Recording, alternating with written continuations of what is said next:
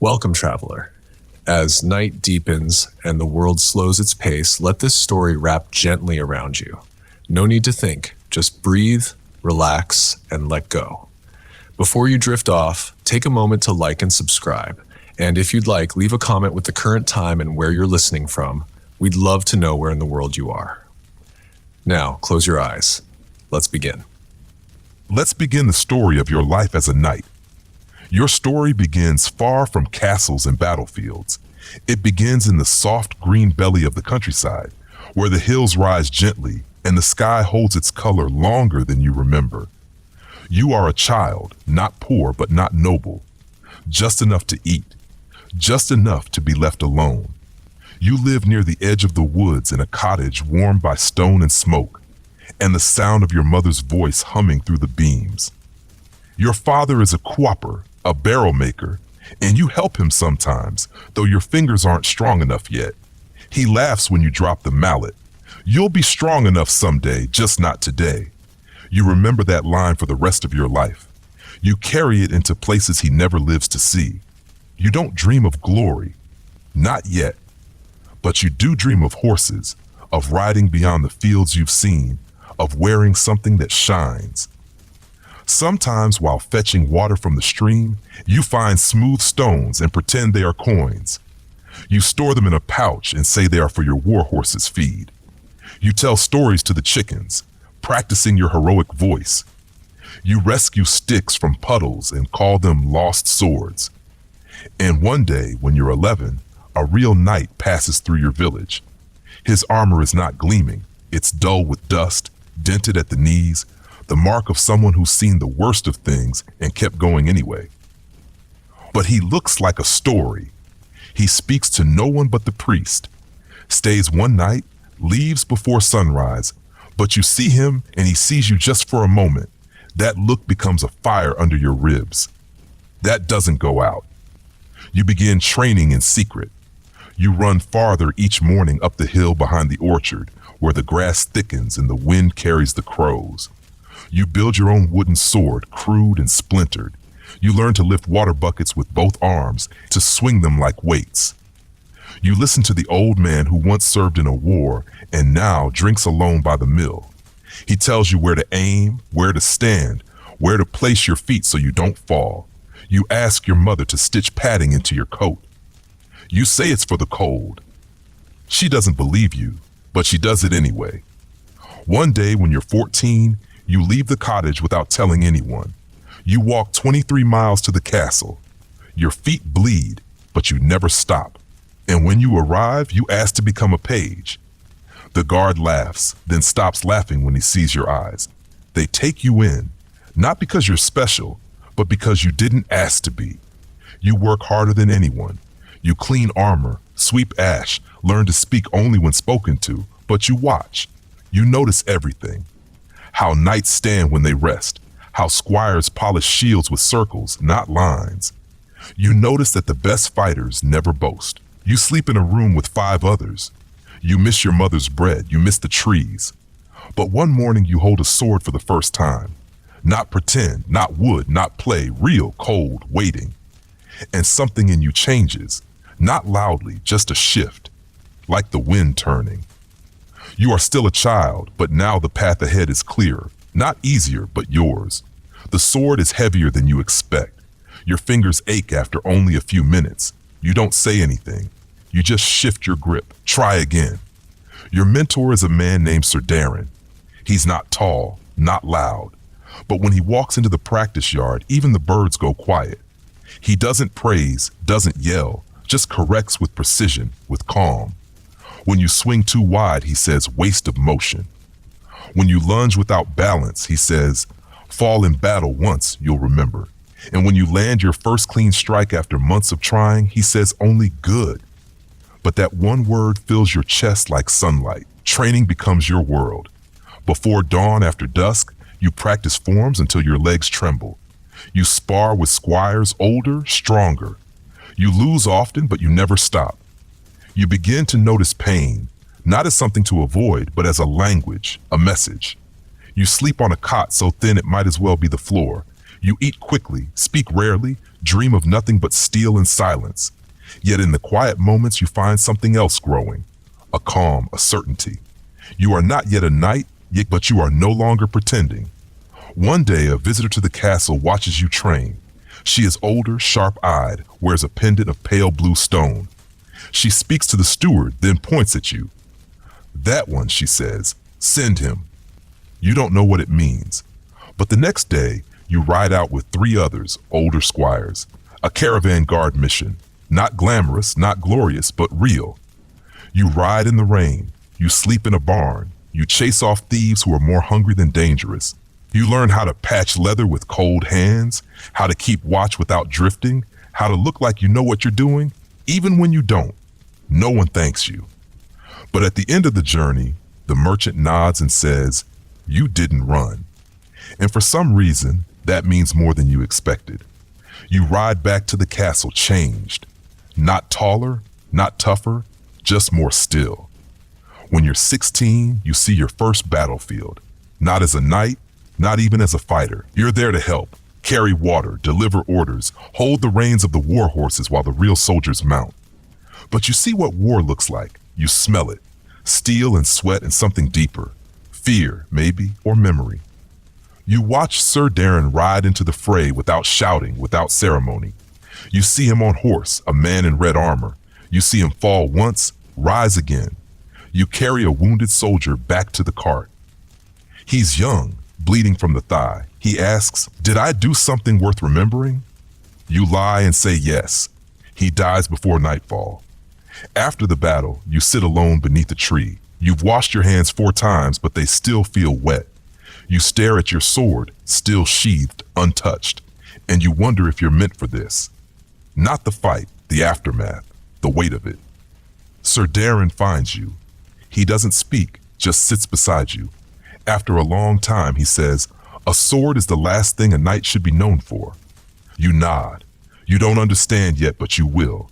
You will carry that line through every oath, every march, every decision. One day it will save a life.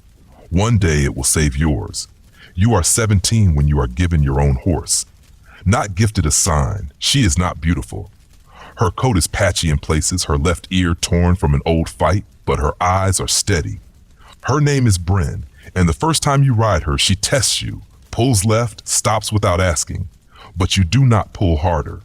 You speak softly. You wait, and within a week you ride as one. She does not gallop unless she chooses to. You never force her to. This is your first true bond as a knight, not with steel, not with command, but with a creature who owes you nothing. You groom her at night with your own hands. You never ask a page to do it. Some knights mock this. Others watch quietly and then start doing the same. There comes a time when you are called to stand in court. The lord of the castle asks your name, asks what you want. You say to serve, he frowns. Not to rise, you say. If the rising does not serve, it is not rising. Behind him, someone smiles. Someone else writes your name on a ledger. You don't ask why. Later, Sir Darren tells you it means your name will be remembered. You think about the boy you were, the stones in your pouch, the pretend battles in the orchard. You think about your father's hands, the way your mother folded bread into your satchel. You whisper to yourself, let memory be enough. You don't want glory. You want to be good, and good takes longer. You begin to mentor younger pages, not because anyone tells you to, but because you remember how it felt to be unnoticed. You teach them not just how to hold a blade, but how to read a face. You tell them how knights must listen before they act, how fear is not something to conquer, but something to understand. One boy asks you, what's the hardest part? You think for a long time, then say, coming home. He doesn't understand. That's fine. He will one day. You place your hand on his shoulder, and for a moment you feel like a tree that knows it will give shelter long after it's done growing. That winter, your patrol is ambushed. You survive. Barely. A blade cuts across your shoulder. You don't feel it at first. You keep fighting, not for victory, for the others. When it's over, you collapse. You wake days later in the infirmary, your arm bound in linen, her breath shallow. Sir Darren is there. He says nothing about the fight, just says you did not leave anyone behind. You sleep again for a long time. When you rise, you find a cloth folded beside your bed. Inside, a note, just 4 words. You are still here. You don't know who left it. You don't ask, but you keep the cloth with you always. It becomes your banner, small, silent, unseen by most. But it reminds you that being alive is its own kind of knighthood. Spring returns slowly, as it always does, and with it a summons. You are to be knighted, not because of one act, but because of many small ones, because you did not run, because you listen, because you wait before drawing steel. You kneel in the hall before the court. You do not tremble. You do not burn with pride. You feel quiet, grounded, like a door closing gently behind you, a new one opening ahead. The sword touches each shoulder. The room fades. All you hear is your own breath and a memory of your father saying, "You'll be strong enough someday, just not today." Today you are strong enough not because you seek power, but because you've learned how to hold it softly. They call you sir now. The first time it happens, you almost don't turn your head. You're still getting used to it. Not the honor, but the echo, the way the word feels heavier than armor, sir. A sound shaped by others, given to you not as reward, but as trust. You accept it quietly, not with grand speeches, but with smaller things. You rise earlier than you used to. You clean your own tack. You keep bread in your satchel for those with less. The squire assigned to you is nervous. His name is Marin. His eyes are too big for his face, and he speaks too quickly, but he learns. And when he stumbles, you say nothing. You just show him again. One day he calls you sir with more steadiness than before. You say, you'll call someone else that one day. Make sure you earn it first in silence. Your first command comes sooner than expected. A border dispute. Nothing noble, nothing sung, just fields, raw fear. You're told to go, not to fight, but to calm. You take Bryn. You wear no plume, no colors, just a plain cloak. When you arrive, the air is brittle with tension.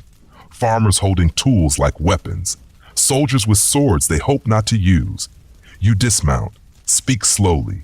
You listen before you speak. You ask names before sides. It takes hours, days, but the blade never leaves your sheath. A child tugs your cloak and says you look like someone who doesn't shout. You nod. That evening, an elder gives you a folded cloth, frayed for remembering. This was your first real victory. You keep it tucked in your belt for years.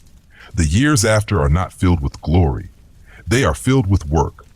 Quiet work, long rides, broken roads, decisions that never feel clean. You hold the line between duty and doubt. You save a town by standing still. You protect a messenger too young to understand the message. You deliver food through a storm and lose 3 toes to the cold. No ballads are written, but in small places your name is known, not with fanfare but with respect, in whispers. He stayed when others left. She listened before judging. That was a knight. You learn that reputation is not something built. It is something left behind in rooms you no longer stand in. You see war again, not your first, not your last. It is worse this time. You lose friends. You hold the hand of a soldier who can no longer see. You carry the wounded farther than your body should allow. You write letters for the dying, and when the final horn blows and the banners are lowered, you do not cheer. You sit beside a burned oak and close your eyes. The wind touches your face like an old friend who no longer has words. That night, a fellow knight gives you a cup of wine and says, "I would have followed you into worse." You nod, and later, alone, you take out your folded cloth from years ago and hold it between your palms. You say nothing. It says enough. One winter you return home. Not the castle, not the court, home. The cottage still stands, smaller now. The woods thinner. Your father's tools still hang on the wall. You sit in the same spot by the fire. Your mother is gone. Your father too. But you feel them there in the way the chair creaks and the scent of ash and flour. You place a folded cloth on the mantle. No message, just presence, just proof that you returned. That the boy who dreamed of armor came back with something better than glory. He came back with memory and the knowledge that a knight is not made on the battlefield, but in the spaces in between where no one is watching, and you choose the quiet path anyway. Time does not announce itself, it settles. You notice it in the way your hands close more slowly, in the ache of joints after long rides, in the way young knights look at you, not as one of them, but as something they are trying to become. You don't fight it. You don't cling to the days when your armor shone brighter. You polish your blade less often now, not because it's no longer sharp, but because you no longer feel the need to prove that it is. You teach more, not in great halls, in stables, in quiet walks, over bread. You say less, they listen more. You find yourself repeating one sentence often. What you carry is heavier than what you wear. Some understand, others won't for years. That's all right. Seeds take time. You keep riding, not for war, for presence. You visit villages where no night has passed in years. You carry no banner, just your horse, your silence, and a satchel filled with folded cloths. You've begun the habit of quietly leaving one behind in each place you pass, on a bench, in a chapel, beside a cradle. Each one holds something, a thought, a line, a moment no one else saw. You don't sign them. You don't tell anyone why, but you hope they're found. And sometimes months later, someone passes you in a market or along the road and says softly, "I read something you left behind. It helped me stay." You bow. You say thank you. Then you ride on. One day you come across a town in mourning. Fire took half the homes. Rain took what the fire didn't. You don't try to fix it. You listen. You help lift what can be lifted. You eat beside them. Sleep in the hall. You speak only when asked. A child sits beside you and says, "You're not like the other knights." You ask, "Why?" She says, "You don't take up all the space." That night, you fold a cloth for her.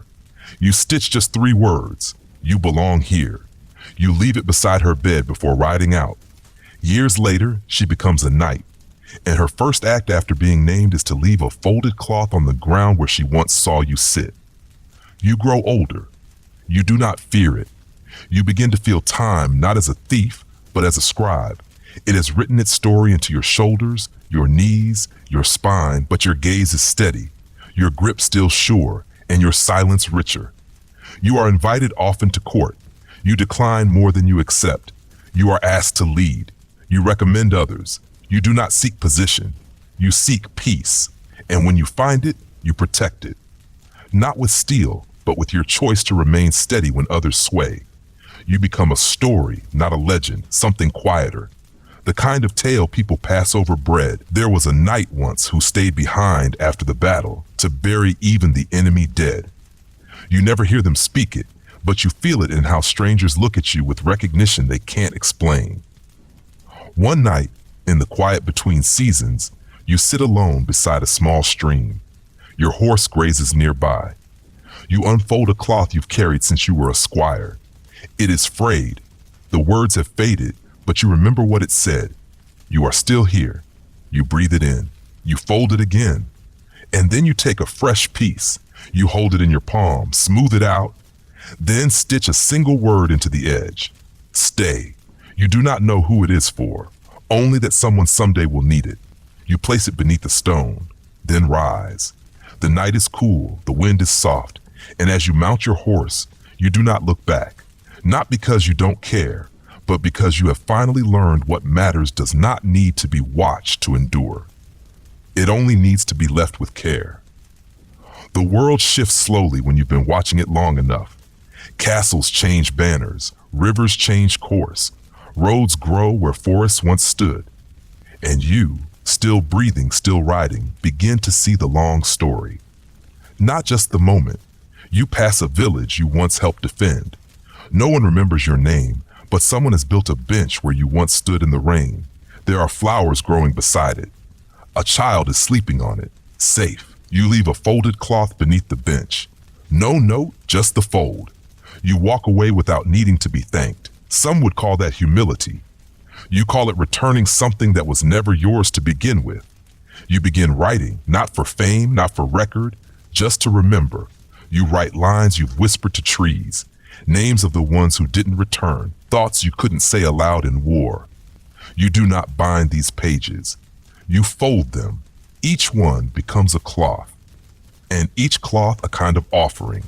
You place them in a wooden chest at the edge of your dwelling, not to preserve, just to rest. When visitors arrive, some ask to see them. You never refuse, but you do ask, will you take one with you if you feel it belongs to you? Some do, others simply read and weep. The chest never empties. You keep writing, not daily, just when the air feels heavy with memory. Marin visits you, now a knight in his own right. He wears scars and softness with equal weight. He brings bread, tells you what the world is like now. He still rides out, still protects, still listens. You ask him, what do they call you now? He shrugs. The quiet one, he says. You smile. You hand him a folded cloth, one you wrote years ago, never knowing who it was for. It says, let them underestimate you. Still waters carve the deepest paths. He holds it with both hands, doesn't speak, doesn't need to. That evening, he helps you feed the fire. You sit in silence for nearly an hour. When he leaves the next morning, he bows, not formally, just enough to say, you shaped what I became. Your body grows slower, but your mind stays sharp. You wake with the dawn, even when there's no ride to take. You tend a garden now, small, stubborn, generous with herbs. Children come sometimes to help. Though they tire quickly, you teach them not how to fight, but how to fold. You show them how cloth can carry what voice cannot. A girl once asked, is this magic? You said no, but it's close. And she believed you. They start leaving cloths at your garden gate. Some with drawings, some with words. One just had a single stitched heart. They don't know what to call you. Some say knight, some say elder, some say friend. You don't correct them.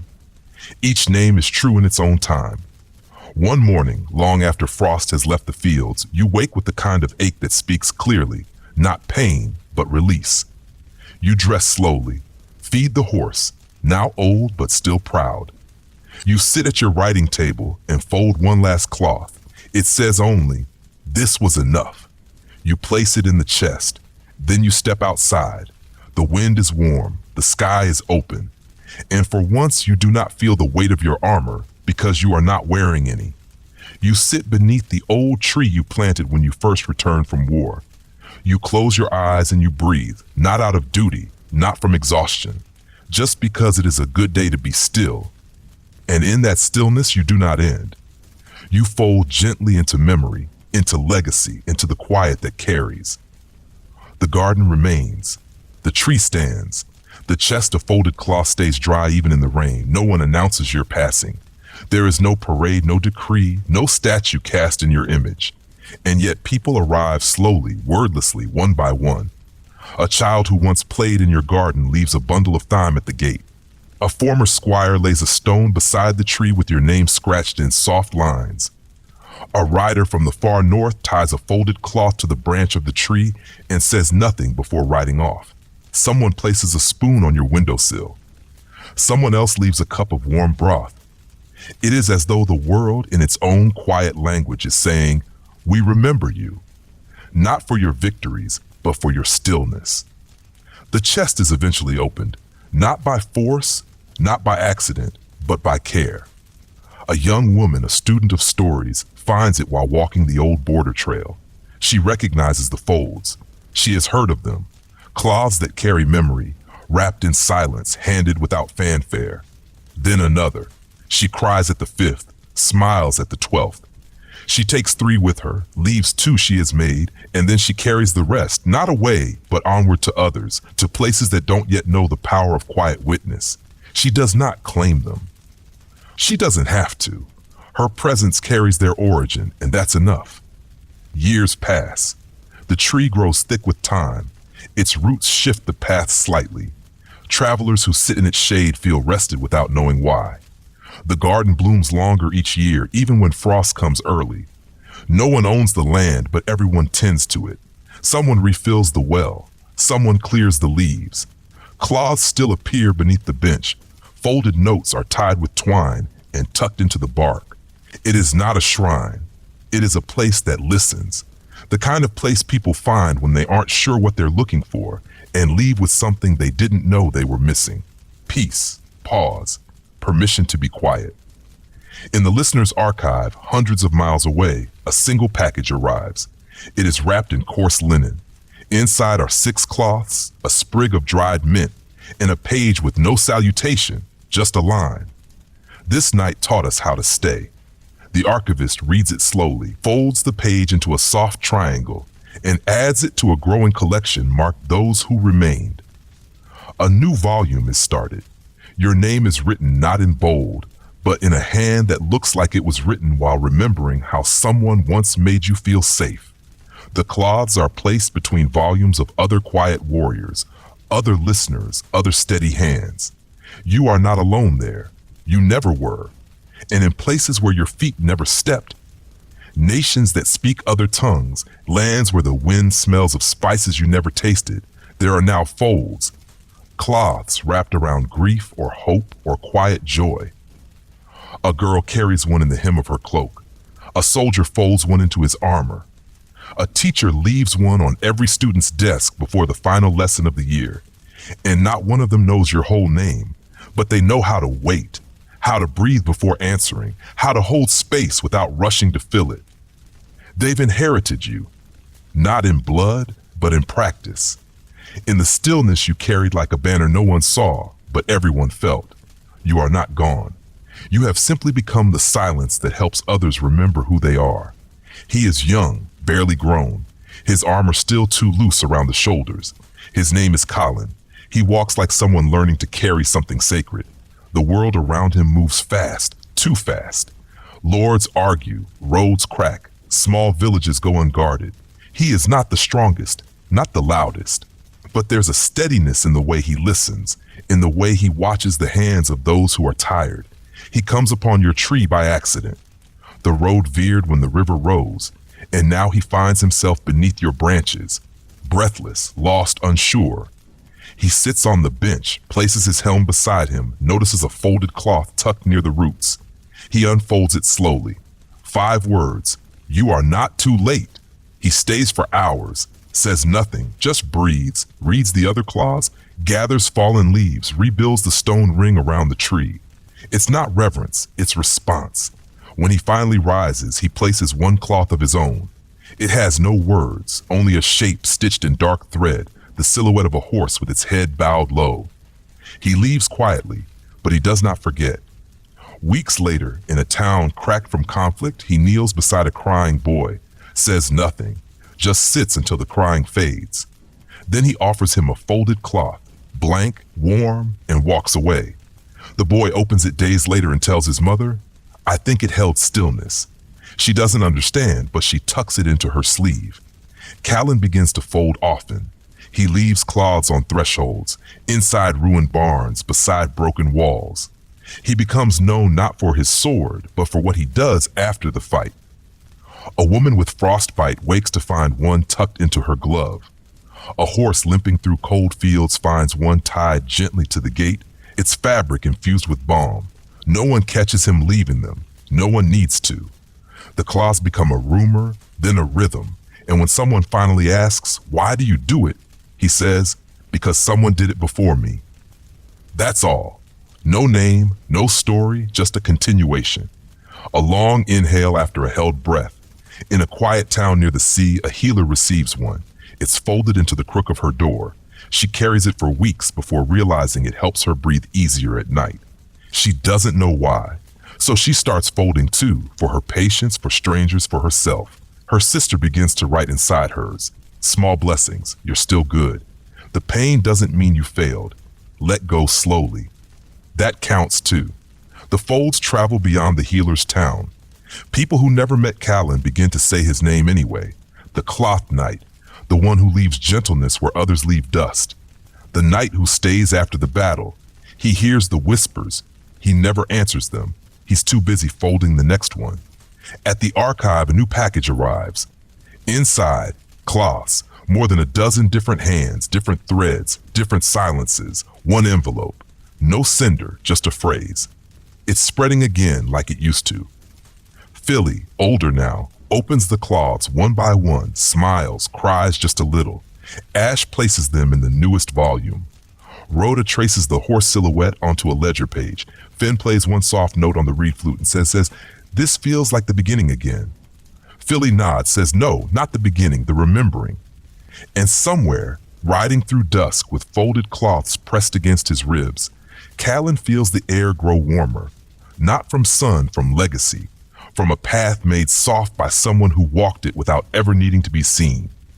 Callan rides farther than he ever thought he would. Not for conquest, not for gold. He rides because the folds have begun to guide him. Not with maps, but with need. Someone tells him of a village where the wells have dried. He goes, leaves water and cloth. No questions. Someone else speaks of a boy who hasn't spoken since the soldiers came. Callan sits with him in silence. Just sits, and when he leaves, he gives the boy a fold with only a leaf inside, pressed perfect green. Days later, the boy speaks again. Not of the war, not of fear, just of the leaf. It was still alive, he says. So maybe I can be too. The healer writes that down, folds it, places it on her window. She begins to believe in small survival again. In a forest clearing, Callan meets another knight, older, scarred. Their armor is dull, their eyes sharper than blades. They watch Callan with suspicion. Why no colors, no banner? Callan replies, because the people I serve already live where I ride. The other knight says nothing, just sharpens their sword. But when Callan rises to leave, he sees a cloth folded near the fire. It says, I didn't think we were allowed to carry this quietly. Callan doesn't take it. He bows to it, leaves his own. We always were. He rides on, not knowing that the other knight will stay behind, teaching squires how to fold cloth before ever drawing steel. He begins hearing stories of folds in places he's never been. A folded note under a prisoner's plate. A cloth tied around the wrist of a child walking home alone. A merchant who gives out one with every purchase. No charge, no explanation, just comfort. The cloths are taking root. They carry no single name, no single voice. And that's what makes them strong. They belong to anyone who chooses to listen before speaking, to stay behind when everyone else leaves. Callan stops feeling like he's the one carrying it. He realizes he's part of the carrying, one hand among many. And that's more freeing than anything he ever imagined. He returns to the tree once, the one where you left your last cloth, the one where this all began. It's taller now, wiser somehow. The path to it has become smooth, as if many have come here over time. He finds a folded cloth beneath the roots. It's not his. It's old, stitched faintly. I hope this helped you become someone gentler. He folds it again, adds his own beneath it, then sits. He doesn't stay long, just enough to breathe in the memory, just enough to remind the soil. I remember the one who made this possible. Before he leaves, he ties one cloth to a branch. We keep walking together. The wind lifts it slightly, like a nod. The listener's archive adds a new section. They call it Echoes of the Fold. It's not chronological, not geographic. It isn't tracked by name. It's organized by feeling. Entries like the silence after someone forgave themselves, the moment a hand opened instead of closed, the stillness shared between two who didn't know how to say goodbye. In the margins, she writes one line. The folds now fold themselves. And that evening, as the wind curls through the archive's open windows, she lights a candle and reads the first page aloud. Not for an audience, but for the quiet that has always listened back. And far away, beneath a wide night sky, Callan folds a new cloth and writes nothing inside it. Because this one he knows will speak for itself. The land begins to shift again. Seasons pass faster now. Callan grows into his face. His shoulders no longer hold tension. They hold trust. Villagers know him not for his sword, but for his silence. He doesn't stay long anywhere, but when he leaves, something remains. A deeper quiet, a steadier breath. In one town, the baker begins giving folded notes with every loaf. In another, a carpenter teaches apprentices how to fold fabric before sanding wood, saying, so your hands remember gentleness first. No one calls it knighthood, but it is. Not with ceremony, not with titles, just the kind of presence that doesn't need to be explained to be felt. Callan writes less now. He folds more. He listens more. In one village, a boy asks, how do I become like you?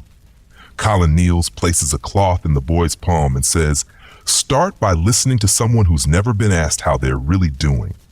The boy does, and years later he too becomes known for his quiet. The world doesn't always notice this kind of lineage. It moves too fast, too loud. But those who pause know. Those who carry the folds know. And the path, once narrow, begins to widen with others walking it beside him. Not behind, not in front, together. Not in uniform, but in rhythm. There is one village where no one speaks when he arrives, not because they are unkind, but because they are grieving. A storm took too much. A fire came after. Colin says nothing. He helps rebuild. He gathers stones for the wall. He shares his bread. On the third day, someone leaves a folded cloth on the table where he eats. Inside, one line. You reminded us how to hold each other without falling apart. He presses the cloth to his chest, then tucks it into his satchel. Later, he walks to the center of town and lays down his sword. Not as surrender, as offering, as promise. Use it, he says, only if you can't find another way. They nod. They keep it, but it is never drawn. At night, Ken dreams of things he's never seen. A city built of folded notes, a child teaching a noble how to stay quiet, a tree growing cloth from its branches. He wakes with a full heart and no need to understand it all. He begins placing folded cloths under stones now in fields, by rivers, in libraries, on ships. He starts writing only one word in each. Words like begin, breathe, stay, ease. He doesn't record them, he lets them go. Like seeds, like lanterns, like sighs. And in doing so, he feels something in himself unfold too. Not release, not escape, just opening. The kind of peace that isn't loud, just steady. At the archive, the ledgers grow quiet again. Not because the folds have stopped, but because they've gone farther than the archive can follow. Ulti stands before the shelves and says softly, "It's no longer ours to track." Ash nods. Rose stitches one final pattern. Finn plays a lullaby and they open the windows wide. Let the wind carry the rest. The archive does not close. It does not end. It simply returns to stillness, ready, waiting, as it always has. And far from there, on a hill where the light lingers longer than elsewhere, Callan folds a cloth for the last time that year. No thread, no ink, just the fold. Ben places it on the earth, says nothing, walks on, and the world quietly folds with him. The road is softer now. Callan walks more often than he rides. He feels the ground in his knees, in his spine. He welcomes it. Some paths can't be hurried. He visits places he once passed through as a boy, though they've changed. Trees have grown. Houses have leaned inward. Names have shifted, but sometimes, just sometimes, someone remembers. A woman at a well hands him a folded cloth without meeting his eye. "You left one of these here years ago," she says. "It carried me longer than I can say." He unfolds it when he's alone, inside. "You reminded me I could wait without shame." He keeps it in his sleeve, walks on. He begins teaching again, not from a pulpit, not with ceremony, just with presence. He shows others how to fold before they speak, how to stay after the question is asked.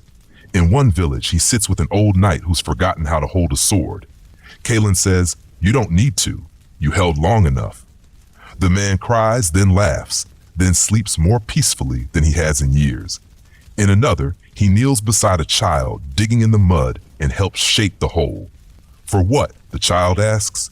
Callan replies, "Sometimes something grows here."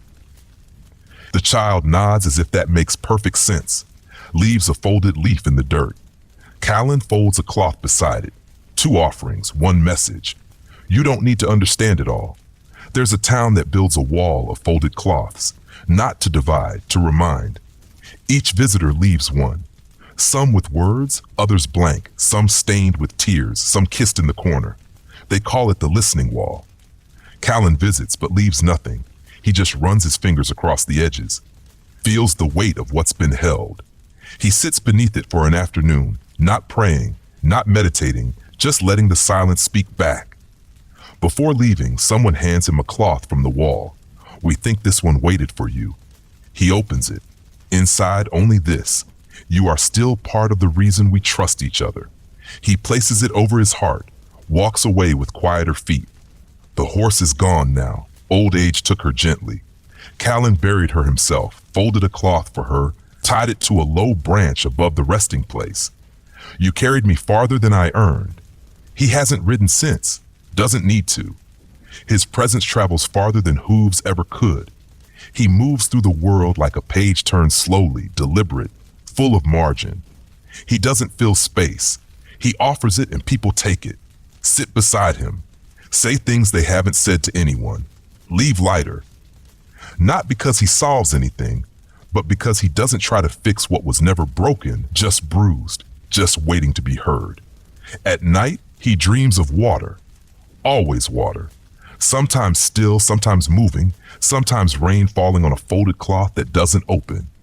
In his waking hours, he begins placing cloths near rivers. Now watching as some drift away, others remain. One morning he wakes to find someone else has placed one beside his campfire. It's marked with a circle open and on one side. Inside, you showed me where to enter. He doesn't know who left it. He doesn't try to find out. He just folds it again, places it near his chest, then turns to the morning light and walks again. A knight still, but one who no longer needs armor, only the folds and the road. The road begins to feel like home more than any house ever did. Callan no longer counts the days between towns. He walks until the air changes, until someone needs something, or until his heart tells him, pause here.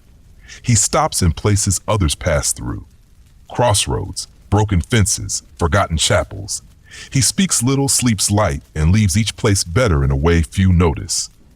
A repaired gate latch, a cloth left on a bench, a listening ear in the middle of someone's unraveling. He does not linger unless asked, but when he goes, the silence he leaves behind feels warmer than before. One evening, he finds a group of travelers arguing. The cart has broken. No one knows how to fix it. Tension swells like thunder. Callan says nothing. He kneels by the axle, repairs it in quiet. When done, he ties a folded cloth to the cart's side, walks on. The travelers later after the storm. It says, you were not failing, you were overwhelmed. They don't know his name, but they speak of him later with respect.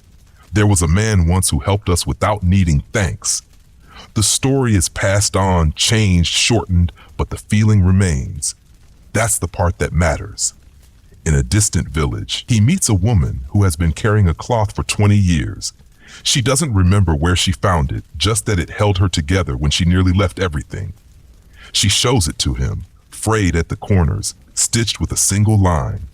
You are not invisible. He recognizes the fold. It was one of his earliest. He doesn't say that. He only nods. She weeps quietly. I don't know why it helped. She says it just did. Kane says, sometimes being seen once is enough to carry you through all the unseen days. She folds it again, places it back in her pocket.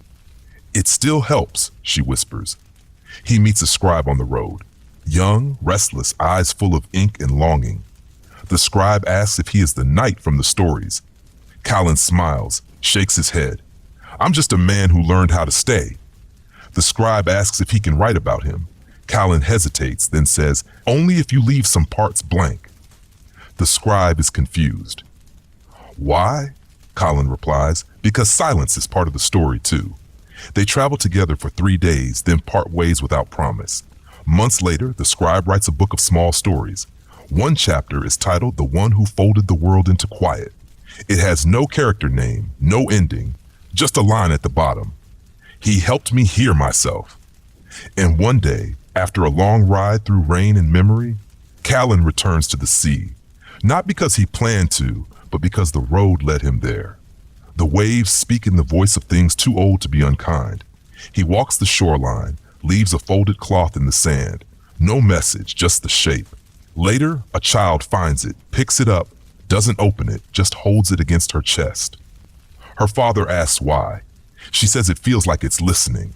And that night, she dreams of a man in a long cloak walking into the horizon with the kind of peace only those who have stayed long enough to become still ever carry.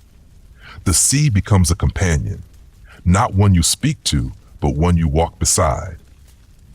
Callan spends weeks near its edge, resting in a fishing village where no one knows his name. He helps repair nets, mends a child's boot with thread from his satchel, says very little but always listens when others do. The townsfolk begin leaving folded cloths by the shore, not as tribute but as practice. Some have drawings, Some have songs written in trembling lines. One simply says, "Thank you for teaching us that patience doesn't mean waiting. It means caring slowly." Colin finds it one morning tucked into the hollow of a driftwood log. He folds it tighter, keeps it close, not for memory, for company. A traveler from a distant country arrives in the village. He carries scrolls, speaks 3 languages, and calls Callan teacher, though he's never met him. "The folds reached us," he explains. "We thought it was folklore, but then we started folding ourselves, and something changed. People stopped shouting. People started staying longer after someone cried." Callan listens, then hands the traveler a blank cloth. "It's yours now," he says. "Do what the world needs with it," the traveler asks. "And if I fail?" Callan answers, "Then fold again." The next day, the traveler leaves a cloth behind. It reads, "You reminded me that quiet doesn't mean small." He does not say goodbye, just continues the path. Seasons turn again. Callan begins to slow, but not with regret. His steps remain sure, even if shorter. He no longer seeks new places. He waits for the folds to lead him. One day, a child knocks at the door of his small stone home near the sea. She holds out a cloth, creased, stitched, handled too many times. "Did you write this?" she asks. Callan reads it. There is time still. He looks at her, smiles gently. "I did." She asks, "Can you teach me?" He nods. And so day by day he does. Not just how to fold, but how to see without judgment, how to sit without fixing, how to speak only when silence has been fully heard. She is his first apprentice, not by blood, but by breath. Her name is Liz. She folds quickly but unevenly at first. "Slow down," Callan says. "Let the cloth teach you its shape." She learns. She watches. She writes her first message at dusk. "I forgive myself for not being ready sooner." He doesn't praise it. He just folds one in return. "You came when it mattered." They begin leaving cloths together. One at the market, one in the chapel, one between the pages of a lost book. Liz grows into the work as if it were always waiting for her. And Callan, watching her fold with quiet certainty, begins to feel the thread of his own story soften like a page reaching its final lines, not with a stop, but with a breath. Liz asks one night, "Do you miss the battles?" Callan looks at the fire, thinks for a long time, then says, "Only the ones where I chose peace instead." She doesn't speak, just nods. The next morning, she finds a folded cloth beside her bed. It says, "When the sword is heavy, let it rest." Not every day must be carried. She carries it for years, even after Callan's steps fade from the earth and into memory. Even after the sky begins to hold its color a little longer over the sea where he once stood. And when people ask her what he was like, she always answers, "He showed me how to become something without needing to be seen." Liz stays by the sea. Long after Callan is gone, she keeps the house swept. The bench by the tree repaired, the folds dry and clean. People still come, not every day, not in crowds, but steadily, quietly. Some ask about the man who once lived there. She tells them the truth. He listened longer than most people speak. They sit with that. Some weep, some leave a cloth, some walk away lighter. She doesn't try to explain the folds. She lets people learn by folding. She gives them blank squares, a needle if they ask, a silence if they don't. Slowly, the village becomes something different. Not a shrine, not a school, just a place that remembers how to pause. The children begin to call her the fold keeper. She doesn't correct them. They bring her notes, try to fold faster than each other. She smiles, but always says, "The one who folds slowest hears the cloth best." One girl writes, "I'm afraid of forgetting my father's voice." Liz folds with her side by side, then whispers, "Some things never disappear. They just become part of how you breathe." That cloth is pinned to the tree near where Callan's last was left. Wind lifts it gently in the evenings. No one dares remove it, but many sit beneath it when they don't have words for what they're carrying.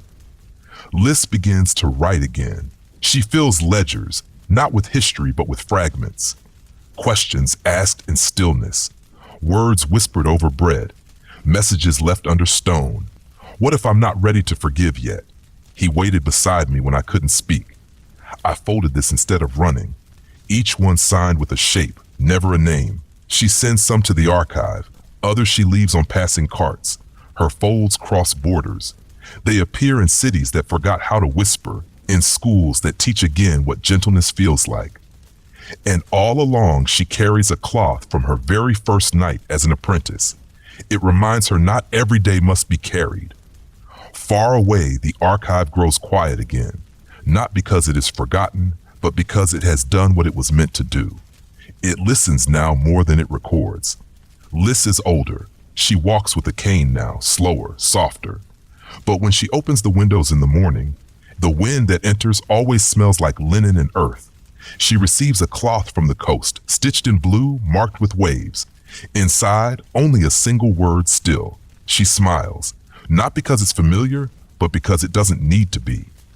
Finn places it in the newest volume. Roe adds a swirl to the margin. Ash, still folding, simply says they remember, and that is enough. One day, Liz walks beyond the tree, beyond the sea, beyond the roads she has always known. She doesn't leave a message, just places one blank cloth in Callan's old chest, then closes the lid. She carries a satchel full of folds and a heart full of breath.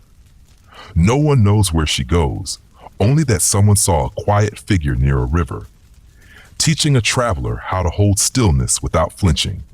And in the places she passes through, new cloths begin to appear, some tied to bridges, others tucked into sleeves, and the people who find them all say the same thing in their own way. It felt like I was allowed to begin again. Liz does not travel quickly. She stops often, sometimes for a night, sometimes for weeks. She chooses places with sharp edges, towns with brittle tempers, crossroads worn by too many departures. She does not announce herself. She simply stays, sweeps a floor, mends a fence, listens longer than most expect. Then one morning, someone wakes to find a folded cloth on their doorstep. Another finds one tied to the handle of the town well. Another slipped under a broken door frame. The folds always say something different, or say nothing at all. But they are always soft, always clean, always placed, never thrown, and gradually the air changes. People slow their steps, voices lower. The village remembers how to soften. In one place, she meets a boy who asks too many questions. He follows her, mimics her folding. "Why do you use thread?" he asks. "Because it helps the cloth remember," she answers. "Remember what?" he says. She smiles, that it was touched with care. He begins folding on his own, awkward at first. One day he hands her a cloth with a single word stitched into it, hope. She folds it again, adds her own thread, still possible. They hang it on the fence post outside the village. Weeks later, someone else ties a fold beside it, then another, until the fence becomes a tapestry of questions, each answered by someone else's willingness to try. Liz walks with less need now. She doesn't seek, she responds. A fire burns through a woodland town. She arrives after, helps wash soot from stone, leaves folds where the smoke has left its shadow. Not to erase, just to witness. One says, "You did not deserve this, and you survived anyway." Another, "Grief is not a debt. It is a memory still asking to be held." A woman finds that one. She places it in a frame, says, "This saved me from drowning without water." Liz does not return for thanks. She's already gone, but the wall remains. The cloths do not fade, and people come just to stand beside them when they can't carry their own weight alone. She returns once to the tree, Kalen's tree. The path is overgrown, but the bench still stands. Someone has carved small symbols into the bark, waves, hands, spirals. She sits beneath the shade and doesn't speak, just folds. She places a cloth at the roots. "You helped me become something I never thought I could be." Then she lays another beside it, blank, her way of saying, "And now it's someone else's turn." A girl passes hours later, sees the cloths. She doesn't take them, but she sits nearby, listens to the wind, then opens her satchel, pulls out a square of her own, and folds it slowly. Corners crisp, movements calm, hands steady. And far across the world, where the names are different, where the soil smells of spices and the stars chart other stories, someone folds a cloth they've never been taught how to make. They do it by instinct. They place it beneath a sleeping stranger. It says, "You don't owe the world your exhaustion." They walk away without being seen, but the person who wakes will never forget the feeling. And the one who folded will never forget how good it felt to give without claiming. And the wind, as always, carries a whisper too soft for the ear, but not too soft for the heart. A whisper that once belonged to a knight who chose stillness. A whisper that says, we are still folding, still here, still holding the shape of care. Liz travels with fewer words now. She finds herself speaking only when the silence feels fully heard. In one village, a man offers her food in exchange for a story. She accepts the bread, then simply says, once someone taught me how to stay. The man nods as if he understands, though no names are spoken. Later, she leaves a cloth at his doorstep. No thread, no ink, just a shape folded twice, placed carefully on a flat stone. The man opens it and weeps, though he cannot say why. That night, he sits beside his daughter and holds her hand without telling her to stop crying. She feels safer than she has in months, not because of anything said, but because nothing was rushed. In a coastal town where storms steal more than sleep, Liz stays through the season. She helps rebuild the dock, plants herbs where the wind broke the earth, folds cloths with the children who call them sea leaves.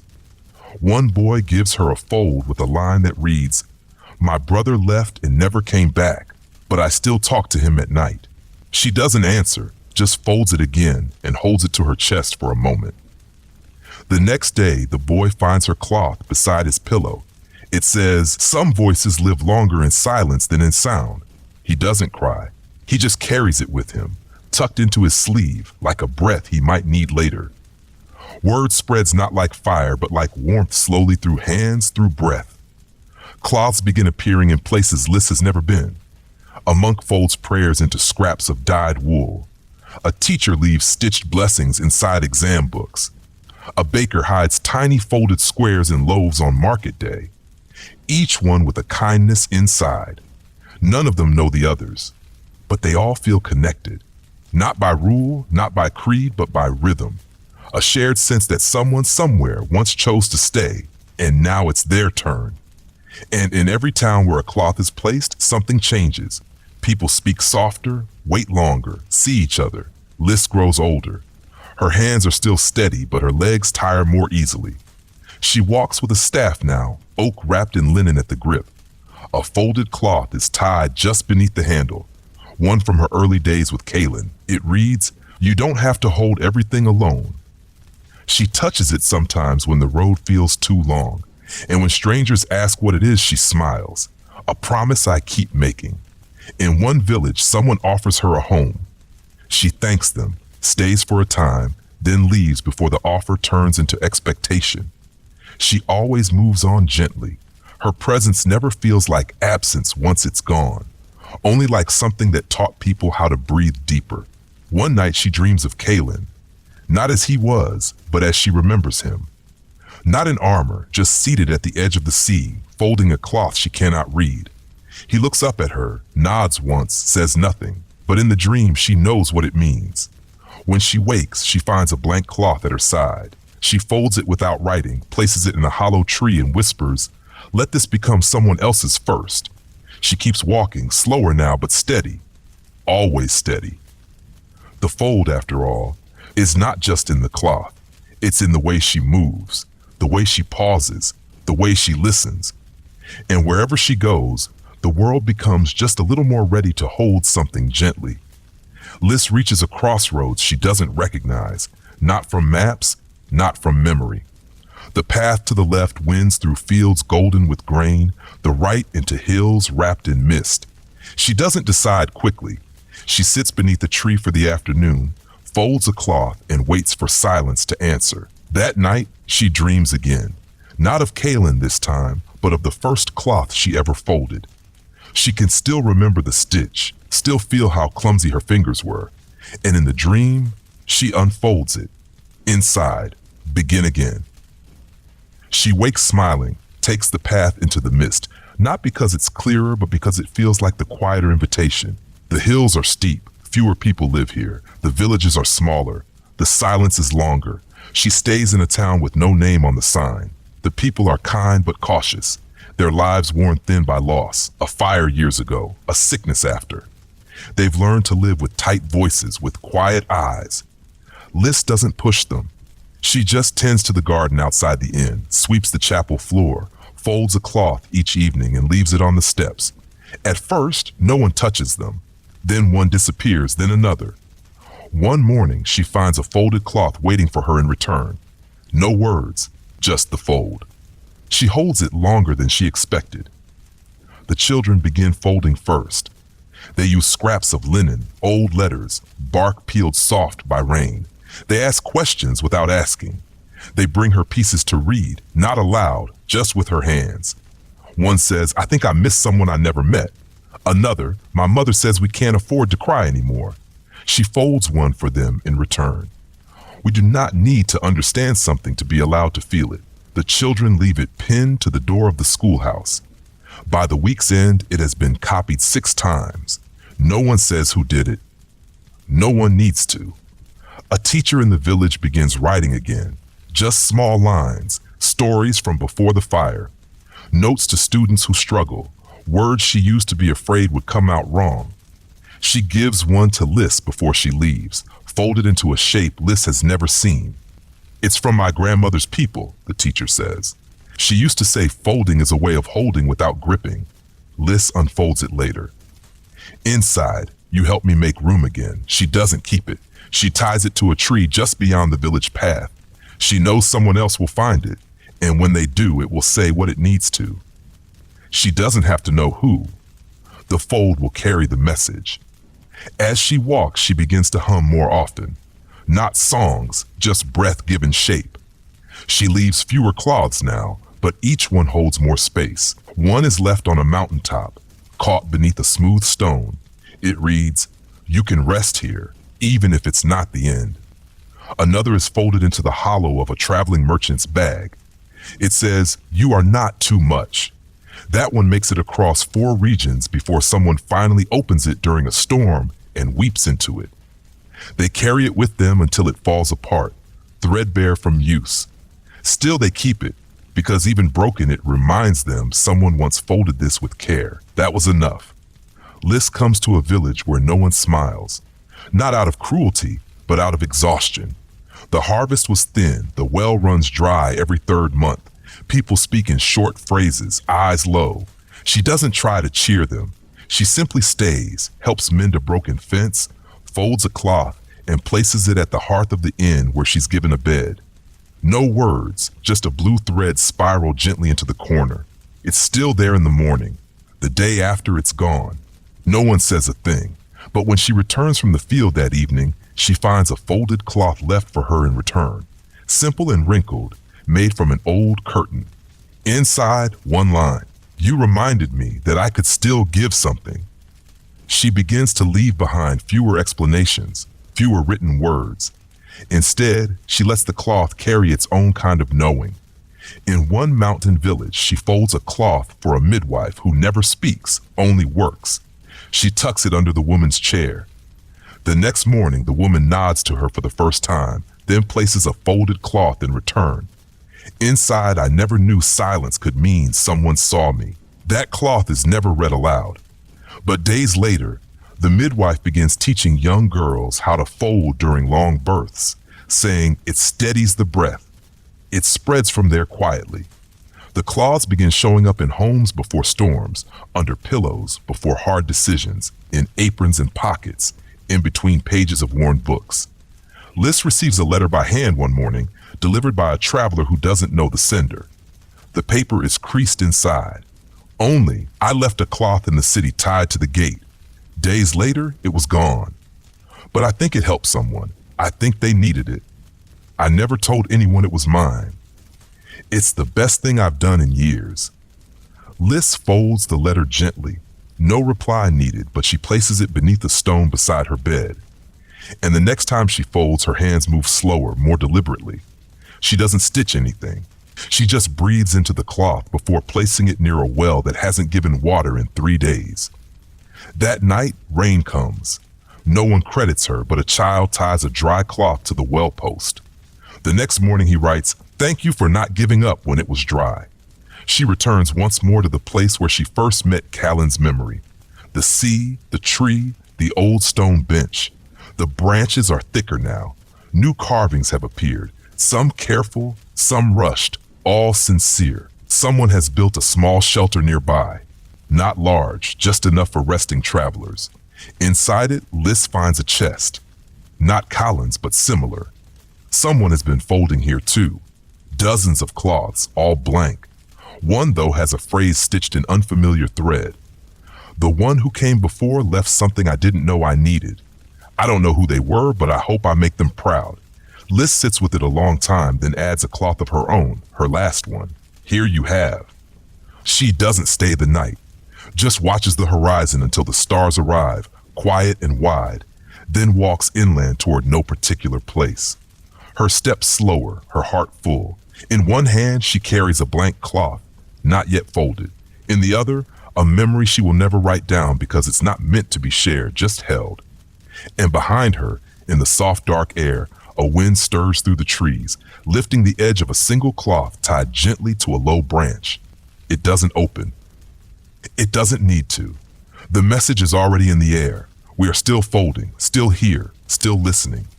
Liz grows older. Her steps become smaller, her pauses longer, but her presence is as full as ever. She walks with her staff now, wrapped with bits of folded cloth others have given her. Some are fraying. Some still carry scent, lavender, smoke, rain. Each one is a story she never had to write down. One morning she comes to a crossroads where an old woman is weeping quietly. No words, just grief. Liz doesn't speak. She sits beside her, waits. The wind moves through the trees like someone shushing the world. Finally, the woman says, "No one waited for me." Liz reaches into her satchel, hands her a cloth folded 3 times. Inside, just, "I did. I am." The woman holds it like something she forgot she needed, says thank you with her whole body. Liz stops folding every day. Not because she's forgotten, because she no longer needs to prove she remembers. Now when she folds, it's only when the moment asks a cry in the market, a farewell no one can speak, a hand that won't stop shaking. She folds like breathing now. No effort, no strain, just response. One boy asks her, "Why don't you write anything on some of them?" She smiles, because silence is already holding something. He doesn't get it, but weeks later, he starts folding too. And one day after a long walk, he hands someone a blank cloth when words fail. It helps. He still doesn't know why, but it does. In a library filled with dust and forgotten shelves, someone finds a folded cloth tucked into a book of war records. No name, no date, just one stitched line. I chose not to swing the blade that day. And I still think that was the braver act. The reader places the cloth in their pocket. They don't tell anyone. But later that month, they stop shouting during meetings. They begin letting others speak first. They fold their own cloth, unsure of what to write. So they write nothing, but they carry it. And eventually they understand. This isn't about grand choices. It's about staying gentle when the world says, "Be sharp." Liz begins to dream differently. Now the places in her sleep are not ones she's walked, but places the fold has reached. A classroom where every child begins the day folding in silence. A crowded train where someone passes cloths to strangers without making eye contact. A room where someone is dying and a folded cloth sits on the nightstand. Not to save, not to fix, just to keep company. She wakes from each dream with her heart slow, steady, not longing to go there, just grateful it exists. And sometimes she wonders if Callan dreamed this way too. If his story, like hers, never really ended, just branched like rivers into the world without needing permission. One day, she reaches a hill that overlooks a quiet valley. It's late in the year. The wind carries a hint of cold, but the ground is still soft. She sits beneath a tree with roots like resting arms. She closes her eyes and she folds one final cloth slowly, without rush. Her hands remember the rhythm. Her breath keeps time. She does not write a message. She simply places the cloth beside her, palm resting gently on top. She stays like that for a long while, until the sun sets, until the wind stills, until the sky grows heavy with stars. And the cloth held by her hand in the earth waits not for a reader, but for someone ready to begin again. Liz is no longer seen in the villages. Her path simply faded into the trees, into the quiet, into the fold she left behind. But her presence, like Collins before her, remains in the way people speak a little slower in the mornings, in how children in a hill town know how to tie cloth with calm hands before they learn to ride, in the baker who keeps one cloth always folded beside the register, stitched with "You're doing better than you think." She never speaks of where it came from. She only glances at it when her hands begin to shake, and that glance steadies her. A young woman named Ellen finds a cloth in a market stall folded inside a basket of onions. It's creased with time, but the stitch is fresh. It says, "Not everything that grows leaves a mark you can see." She doesn't know what it means, not at first, but she places it inside her apron pocket and begins to notice the world differently. A neighbor who always looks away when spoken to. A child who draws at the edge of the crowd. An old man who fixes shoes without ever charging enough. Ellen begins folding. Not perfectly, not quickly, but with care. She leaves her first cloth beneath a cracked bench. Someone takes it, leaves a pebble in its place. Ellen doesn't seek out instruction. She follows the folds. Each one feels like a map, not of geography, but of heart. One leads her to a town still aching from a loss they cannot speak aloud. She says nothing when she arrives, just listens, helps where she can, leaves a cloth beneath a tree. It says some pain is not meant to be named, only shared. The next morning, she finds someone has left a folded ribbon on her doorstep. It smells faintly of rosemary. No words, just a gesture. She ties it to her pack and walks on. It flutters as she moves. A new kind of banner, soft, unclaimed, true. In another place, someone folds books instead of cloth. Dog-eared corners, messages scribbled in margins. They say, it's the same spirit, just different material. Alan visits their little shop and finds a whole shelf of pages marked with tenderness. One reads, "You don't need to be useful to be worth keeping." Another, "Fold the page where you found yourself again." She smiles, leaves a cloth on the counter before leaving. Days later, someone finds it tucked into a poetry collection, stitched with a single line. "This is the part where you breathe." They take it home without a word and sleep with it under their pillow. The fold continues, not as a movement, not as a tradition, as breath, as instinct. A slow return to something the world forgot it knew how to hold without clutching, how to speak through presence, how to be remembered through what we leave behind, not in name, but in feeling. And every now and then someone, maybe Ellen, maybe someone she's helped, comes across an old cloth folded tight, weathered by years. They unfold it with careful fingers, and inside, you're part of this now. No date, no signature, just the thread of care, still intact, still holding, still here.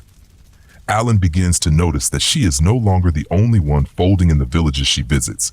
In one town, the innkeeper leaves a cloth on every guest's bed, folded into the shape of a bird. No messages, just form. In another, a stable hand ties a scrap of linen to each horse's reins before a long journey. She says they carry weight too. Aylin doesn't speak of the fold like a lesson. She lets it be noticed, felt, passed. In one bakery, she sees a row of cloth strung like prayer flags across the wall. One reads, "We softened before we broke." That counts as strength. She lingers there longer than usual, orders a second loaf, leaves a cloth on the empty plate before she goes. The folds change as they travel, some stitched in thread, others drawn in ink, some made of paper, others of pressed leaves. But they carry the same stillness. In a cold mountain village, Ellen sees children folding bits of bark and slipping them into the cracks of stone walls. When asked why, one says, "So the wind remembers not to howl so loud." She kneels and helps him fold another. They place it together between two stones. Later that night, snow falls softly, and no one is kept awake. It isn't magic, it's memory. Something the world holds gently because someone once showed it how. One evening, she finds a cloth beneath her own pillow. She didn't place it there. Someone has folded it carefully, stitched only a single spiral. No message, but she feels something settle in her chest when she touches it. She carries it with her the next day, keeps it near. Later, she leaves it on a fence post in a quiet place where the trees lean close as if listening. She doesn't need to keep it. It has already done what it came to do. The next traveler will find it, or the wind will carry it further. Either way, it continues, and she, lighter now, does too. In a place where conflict once scorched the land, Ellen helps rebuild a roof. She isn't a carpenter, but her hands are steady. The workers don't speak much. They're tired, suspicious. But she listens, sits with them at meals, leaves folded cloths beside the toolboxes. One says, "You don't have to be ready. You only have to be here." Another, "This place still wants to heal." A man picks it up, folds it again. Later, he carves the message into the beam above the hearth, not for decoration, for anchoring. Months later, others add their own messages beside it. The beams become a library of quiet truths written by those who stayed when they could have fled. Ellen no longer asks herself whether she is doing enough. She folds when it's time, waits when it's not. Her bag is lighter now, not because she carries less, but because she understands more clearly what needs to be kept. She holds a small bundle of older cloths, ones that came before her. She's begun sewing them together side by side, not as a banner, but as a resting cloth, a place to lay down the day. She tells no one about it. But when someone weeps in her presence, she unfolds it, lays it across their lap, and says, "You don't have to speak yet." Most of them don't, but all of them stay longer than they thought they would, because the fold is not just in the fabric, it's in the way she stays. Alan spends a season in a town built along the edge of a quiet river. The stones are smooth. The days pass slowly. The people speak in low voices, often finishing each other's thoughts. They've endured much here. A flood, a famine, then silence that grew between neighbors like ivy between bricks. She doesn't ask what happened. She just offers what's needed. Repairs a bench, weeds a garden, folds a cloth each morning, and leaves it near the water's edge. The river never answers, but each morning the cloth is gone, and in its place, a stone polished dry. She begins to understand the river listens too. One evening, an old man joins her by the shore. He carries a folded cloth years old by the look of it. "I never opened this," he says. "Didn't think I was allowed." Alan nods. "You can now or not. The fold doesn't expire." He laughs, then opens it slowly with both hands. Inside, what you felt was real. You didn't imagine being left. He weeps, not loud, just enough. He folds it again with trembling fingers. "I think I'll keep it now." She doesn't answer. She places a new cloth beside his. That night, they sit in silence while the river keeps time. She begins to notice a pattern in the way people leave cloths for each other, not in the messages, but in the moments. A cloth is folded most often after someone listens, after someone stays through the silence that comes after truth is spoken. Ellen watches this unfold in real time. A mother folding for her son after years of silence. A shopkeeper folding for a customer who couldn't make up her mind. A farmer folding one and leaving it on the gate of someone he once shouted at. The claws don't erase the past, but they soften its grip. Like laying down a blade that was never meant to be held so tightly for so long. One night, Ellen wakes from a dream. A figure wrapped in light, not speaking, just folding. Their hands are familiar, strong, patient. And when they lift their head, she doesn't recognize their face, but she feels a peace settle in her like snow on a still roof. The next day, she finds a fold placed on her pack. No one saw who left it. Inside, you are not the end of this. You are a bridge. She holds it for a long time, then tucks it between the pages of her journal. She begins to write more after that, not about herself, about others. Stories she's heard while listening. Lines people whispered when they thought no one was paying attention. And she starts teaching, not by declaring it, just by doing it openly. In the square, in the shade of a tree, on the steps of the bakery, children join her first, then others. Soon folding becomes part of the rhythm of the town. A quiet act like sweeping or planting, not sacred, not rare, just natural. In one morning, she wakes to find dozens of cloths strung across the river like a bridge of soft breath. None of them signed, but every one of them folded with the kind of gentleness only learned by staying. She walks across them slowly with her eyes closed, trusting the fold, trusting the way forward is made, not by pushing, but by pausing. Ellen leaves the riverside village without fanfare.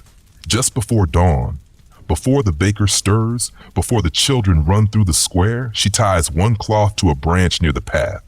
It reads, "You taught each other how to stay." Then she walks, not with urgency, just direction. There's no destination, only a sense, something waiting to be witnessed. Her feet find a road where the wind carries stories, not sounds.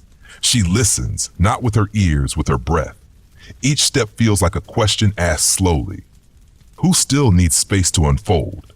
And the road answers by opening to her. She reaches a town split by a long cracked wall. Not a fortress, just a boundary that outlived the reason it was built. The people live on either side but don't speak. No anger, just habit. 10 stays in the space between. She sweeps the middle street, buys from both markets, leaves folded cloths where children can find them. It's safe to reach again. What you miss might miss you too. Slowly, the cracks in the wall are filled, not with mortar, but with messages. Pieces of cloth placed where the stone has worn away. A child draws a smile on one. A widow ties her wedding ribbon through another. No one announces the change, but it happens anyway. The first time someone from one side crosses to the other, it's to return a lost cat. No one cheers, but someone folds a cloth afterward and places it on a doorstep. It felt good to be kind again. That evening, Ellen folds one herself, tucks it beneath a stone. It says sometimes it only takes one thread to begin the mend. She walks on. The wall remains, but now it hums, not with warning, but with witness, not with defense, but with memory. And the silence that once separated now holds something different. Readiness. Ellen finds herself in a city next, loud, layered, moving faster than thought. At first she feels small, unfolded, forgotten, but she doesn't rush. She finds the quiet places between buildings, beneath bridges, on rooftops where pigeons gather without complaint. She folds cloths from paper scraps, from fallen garments. She leaves them in bookshops, in waiting rooms, on tram seats, each with only one thought. You don't need to earn rest. Someone already sees the strength in your softness. It's okay to not know yet. Some are taken, some aren't, but the city feels a little different as she walks it, as if it's listening again. A girl finds one of Ellen's folds on a rainy evening, tucked into the spine of a park bench. She doesn't open it right away. She holds it, walks with it, sleeps with it under her hand. When she finally unfolds it, it says, "The story you don't know how to tell, yet still matters." She reads it twice, then folds it again, carries it for weeks, then leaves it somewhere else. The message doesn't change, but the person who reads it next feels like it was written just for them. And Ellen, sitting 3 streets away, folding in silence beside a steam cart, doesn't know where that cloth will go, only that the fold has moved again, as it always does. Ellen moves through the city like a breath between sentences. She doesn't try to change it, she just folds. At a bakery counter, she tucks a cloth beneath the coins. You deserve more than survival. The baker finds it later and pins it to the wall above the sourdough starter. Customers begin to ask about it, so she makes more. Not for business, just for balance. One man reads one and doesn't cry until he gets home. It said, "Even if no one saw how hard you tried, this counts." The next day he returns and leaves a folded square of linen in the tip jar. No note, just the shape. The baker understands. She keeps it beside her heart. On a train platform, Ellen folds slowly on a bench. People pass her like wind around stone. Someone finally stops, asks, "Why do you keep folding even if no one notices?" She replies, "The cloth remembers even if no one else does." The man nods. That night, he folds his first one, writes a line his mother used to whisper when he was afraid. "I'll sit here until the dark becomes less heavy." He doesn't know where to leave it, so he keeps it in his wallet. Weeks later, he gives it to a coworker who didn't show up for 3 days. Doesn't say anything, just hands it over. They nod and keep it. Ellen watches from the edges. That's always where the folds begin. At the margins on the periphery near those who've grown used to waiting at a hospital gate, she leaves a cloth for someone she doesn't know. The guards never see her place it, but a woman finds it. She's just lost someone. She opens it in the parking lot and finds the pain is not proof that you failed. It's proof that you loved. She folds it again, holds it against her chest. A nurse sees her crying and comes to sit beside her. They don't speak, but the fold does something. Neither of them will forget it. One evening, Ellen stays in a boarding house above a bookstore. She spends the night folding and reading, folding and resting. The books don't speak loudly anymore. They just breathe beside her. She slips claws into 5 volumes, one into a worn book of poetry. You still have time to become gentler, one in a forgotten cookbook. Feed others when you can. Feed yourself even when you can't. One between the pages of a notebook someone left behind. You're allowed to start again from the middle. She doesn't leave a name. She just checks out quietly. But a week later, the clerk begins leaving cloths too, blank ones. For whoever needs to speak, he says. The folds don't follow her anymore. They walk beside her. Sometimes ahead, sometimes behind. She sees them now in doorways pinned to windows, held in hands she doesn't recognize. One cloth has traveled more than she has. Its corners worn, its message barely legible. You are still worth showing up for. She recognizes her own stitching, but it's no longer hers. That's the miracle. It belongs to the one who carries it now. And that's all the proof she needs. That what she's doing, what started long before her, was never about being remembered. It was about helping others remember themselves. Ellen finds herself in a village tucked between 2 ridges where fog lingers like a memory and the streets echo longer than expected. It's a quiet place, not unfriendly, just used to keeping things small, manageable, folded in. She stays in a room above a blacksmith's shop, helps sweep, fetch coal, carry water. She folds slowly, not wanting to rush the rhythm here. The first cloth she leaves says nothing. It rests on the bench outside the chapel. Someone takes it the next day. No one speaks of it, but 2 mornings later a folded cloth appears on the same bench. Inside, I thought I was the only one still trying to be kind. Ellen holds it like a prayer, then folds it again and lets it stay. The blacksmith, a woman with broad shoulders and quiet eyes, notices Ellen's hands one day. You fold like someone who's mended more than fabric, she says. Ellen just smiles. That evening, the blacksmith leaves a cloth on the windowsill of the forge. It reads, I kept going after everyone stopped asking if I was okay. Ellen doesn't reply. She just begins folding beside her. In the evenings, they sit in silence, pressing fabric into shapes that hold more than conversation could. Wordless companionship. The blacksmith begins placing cloths inside the tool chests of traveling journeymen. One day, a note returns. Your cloth made the weight easier to carry. She pins it near the anvil, never says a word. Ellen starts teaching again, but gently, just a question now and then. What would you say to someone if you didn't have to explain it? She asks a child with ink-stained fingers. The child thinks for a long time, then folds a cloth and writes, I'm scared most days, but I'm still showing up. She doesn't hand it to anyone. She tucks it in the roots of the oldest tree in the village. By spring, that tree holds a dozen cloths, some new, some worn, all tied loosely to its branches like lanterns, waiting for night. The townspeople begin walking slower when they pass it. Some bow, some pause to breathe. None of them know exactly why it helps, but it does. At the village edge, an old woman who hasn't spoken since her son died begins folding paper. Not fabric, just bits of old letters cut carefully, shaped gently. She places them in the postbox with no stamps. One is found months later in a bakery tucked into a bag of flour.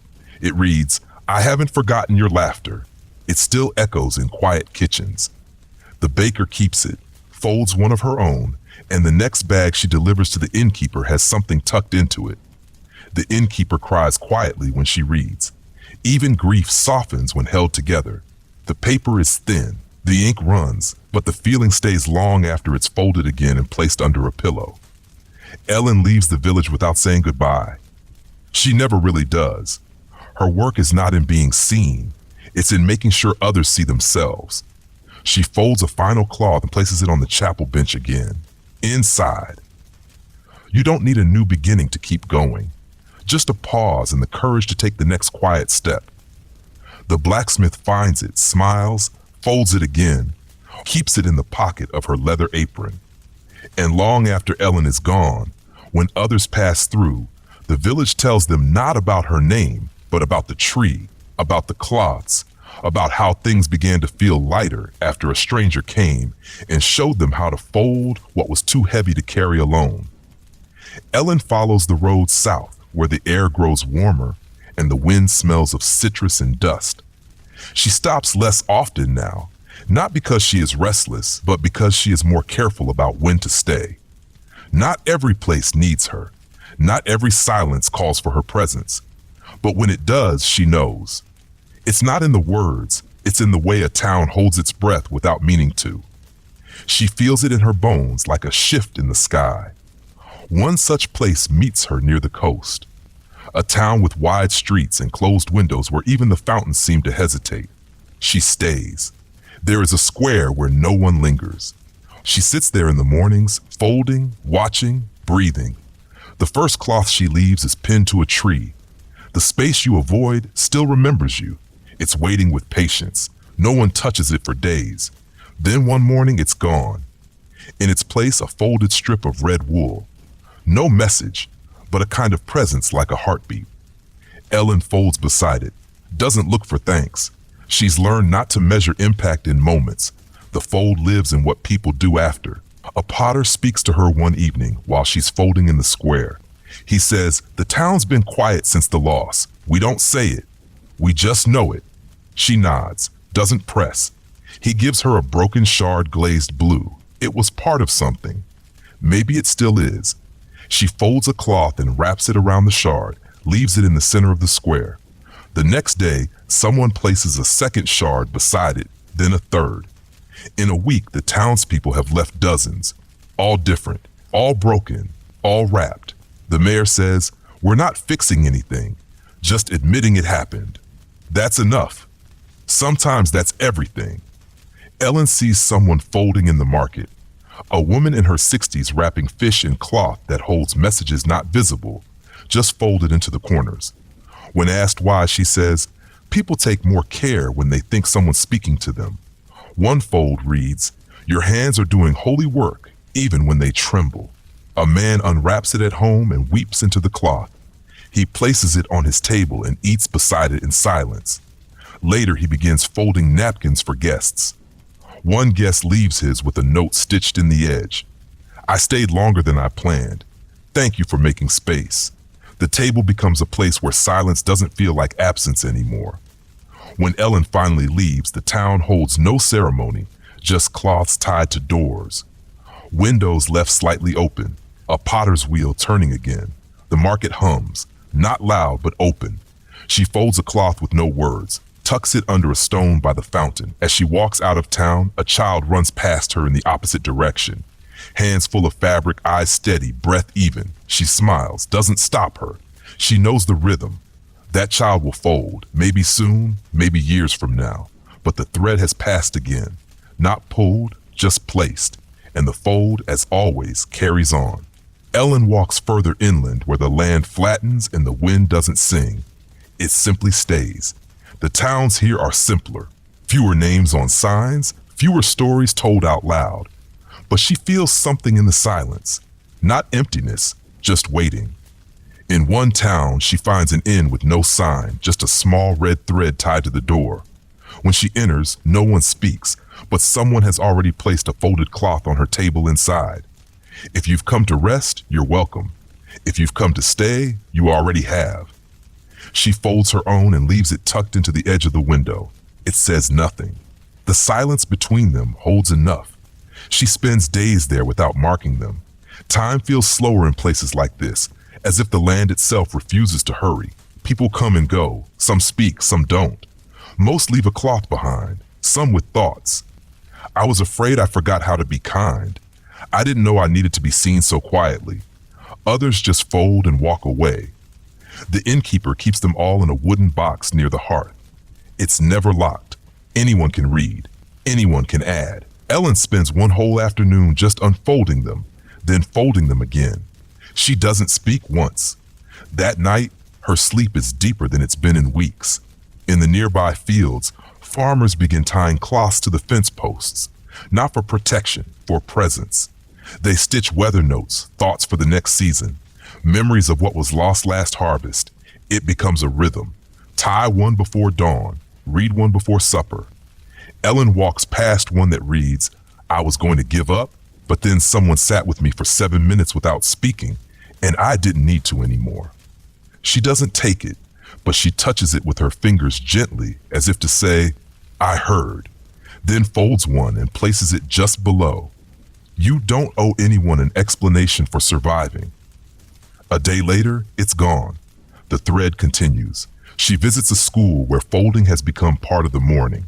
Not mandatory, just there. Each child starts their day with a small square of cloth.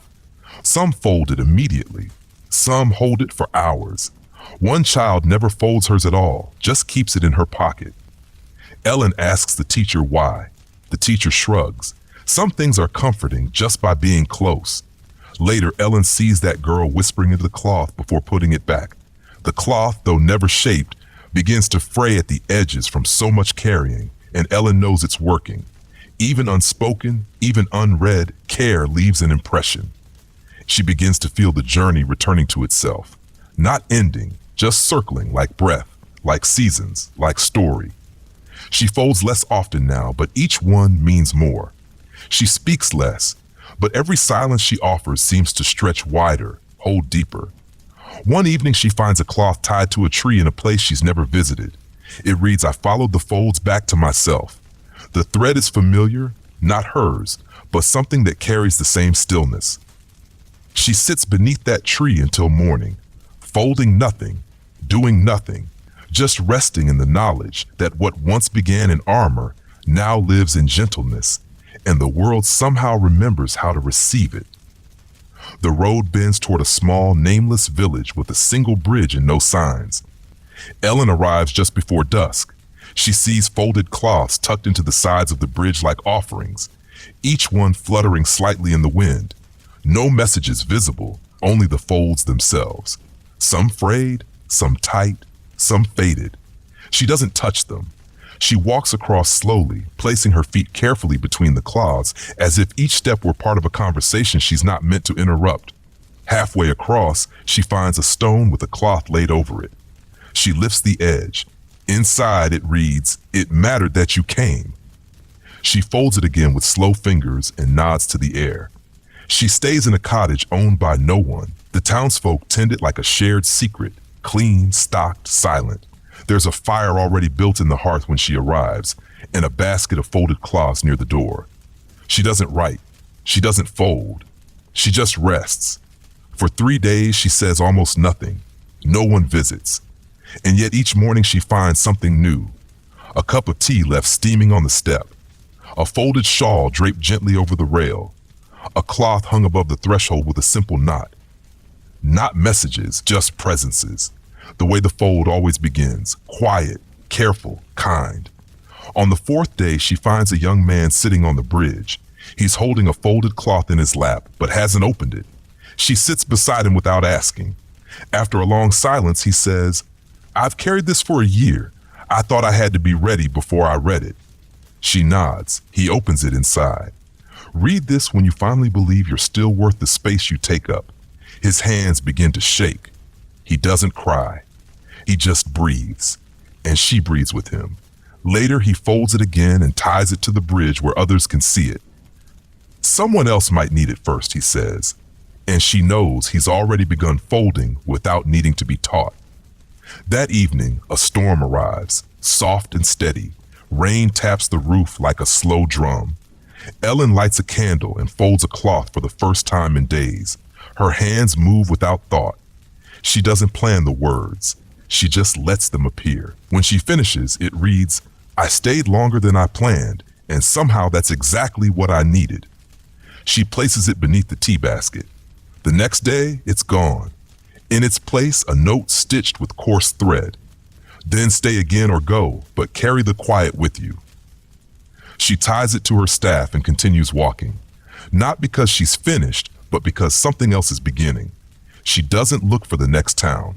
The fold will find her. It always does. In a face that flinches before kindness, in hands that hover but do not reach, in voices that lower just before saying the thing that's heaviest. That's where the fold belongs now.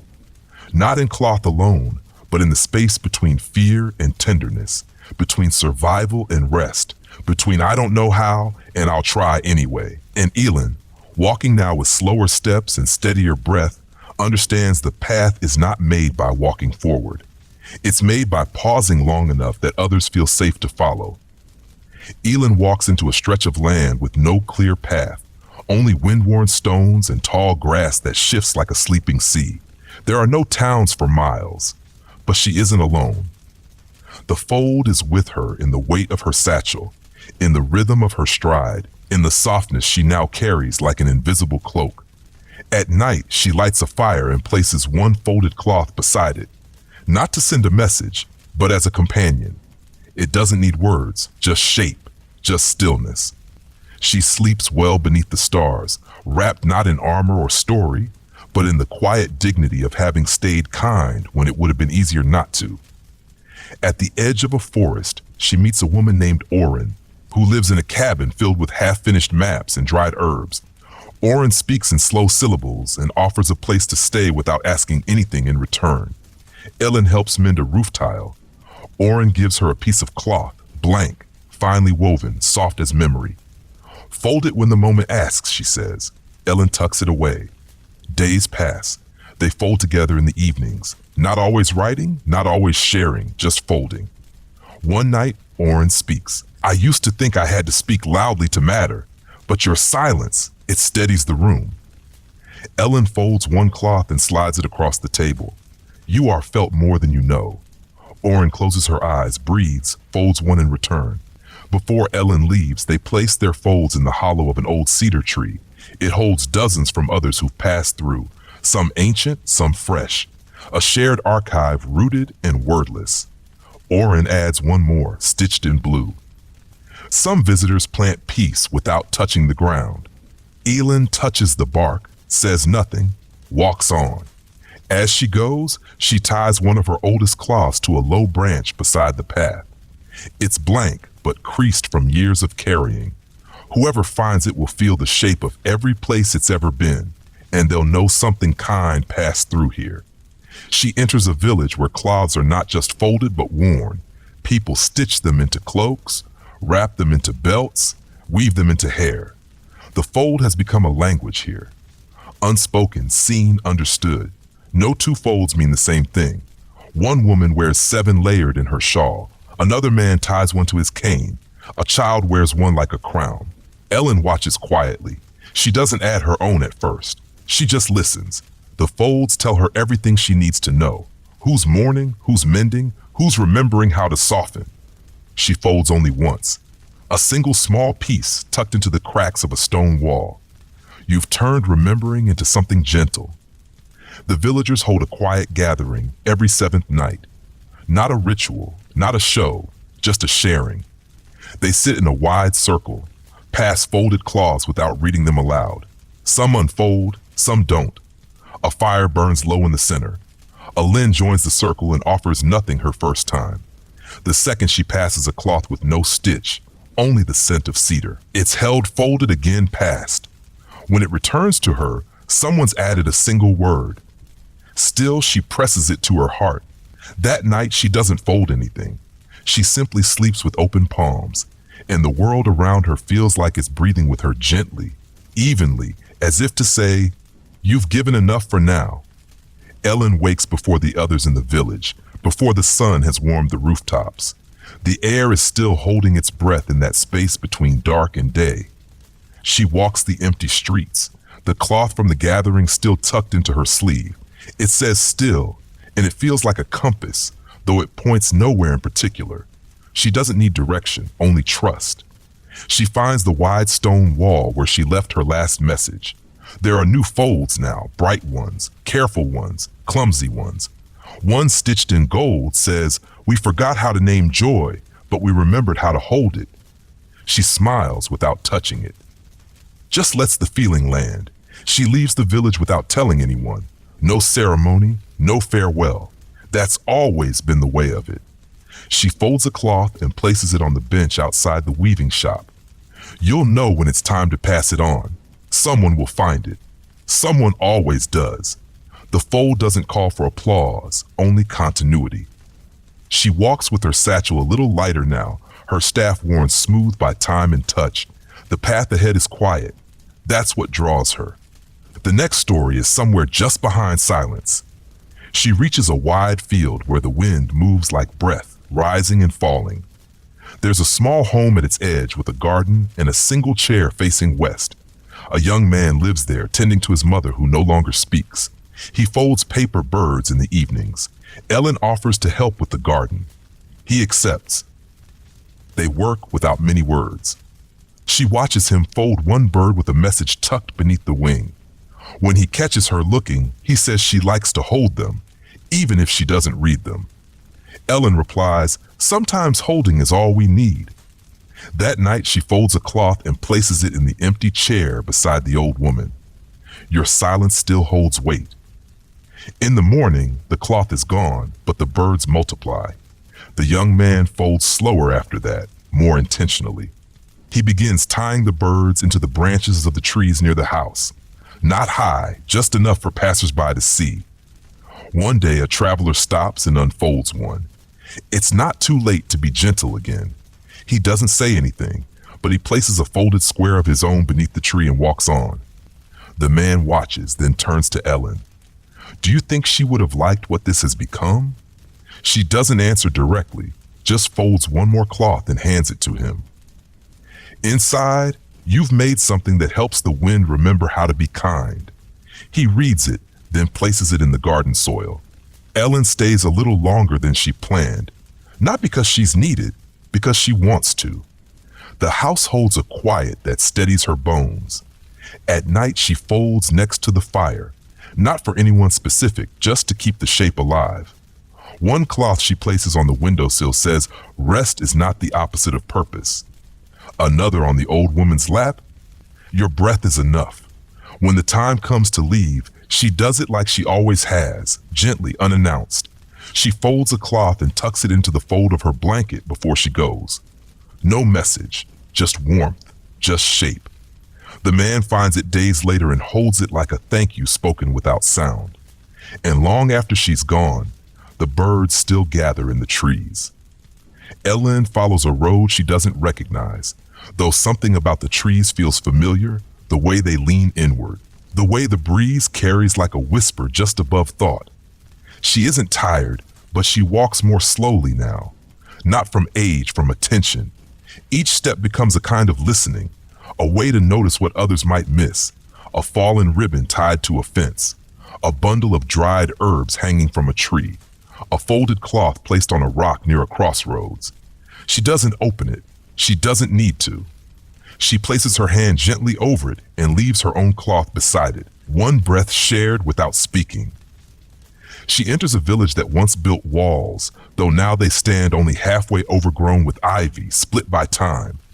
No one talks about the walls anymore, but Ellen notices how the people walk, how they avoid the gaps, how they laugh, but not too loud. She doesn't ask. She just begins folding at the well near the bakery by the schoolhouse door. The first one reads, "You are allowed to feel safe now." A boy finds it, doesn't read it at first, just keeps it in his pocket for a week.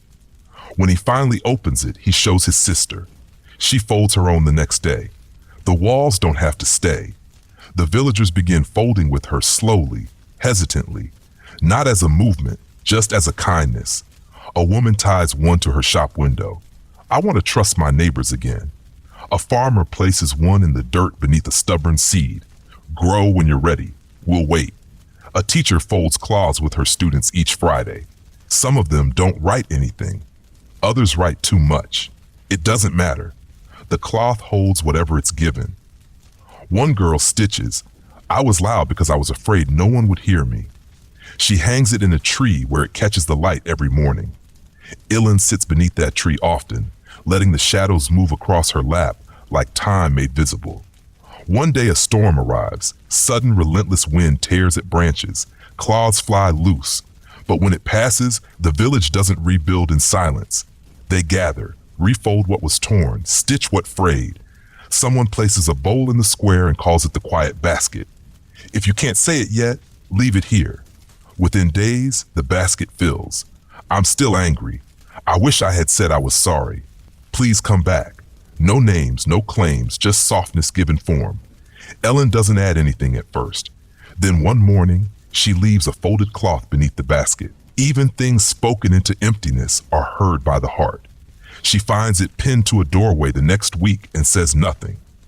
When she leaves the village, they don't call her back. But every home has a cloth near the door now.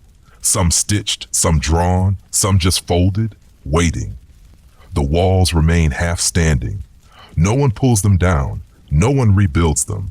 They just let them be as reminder, as proof that something can be broken and still make space for light. Ellen walks on.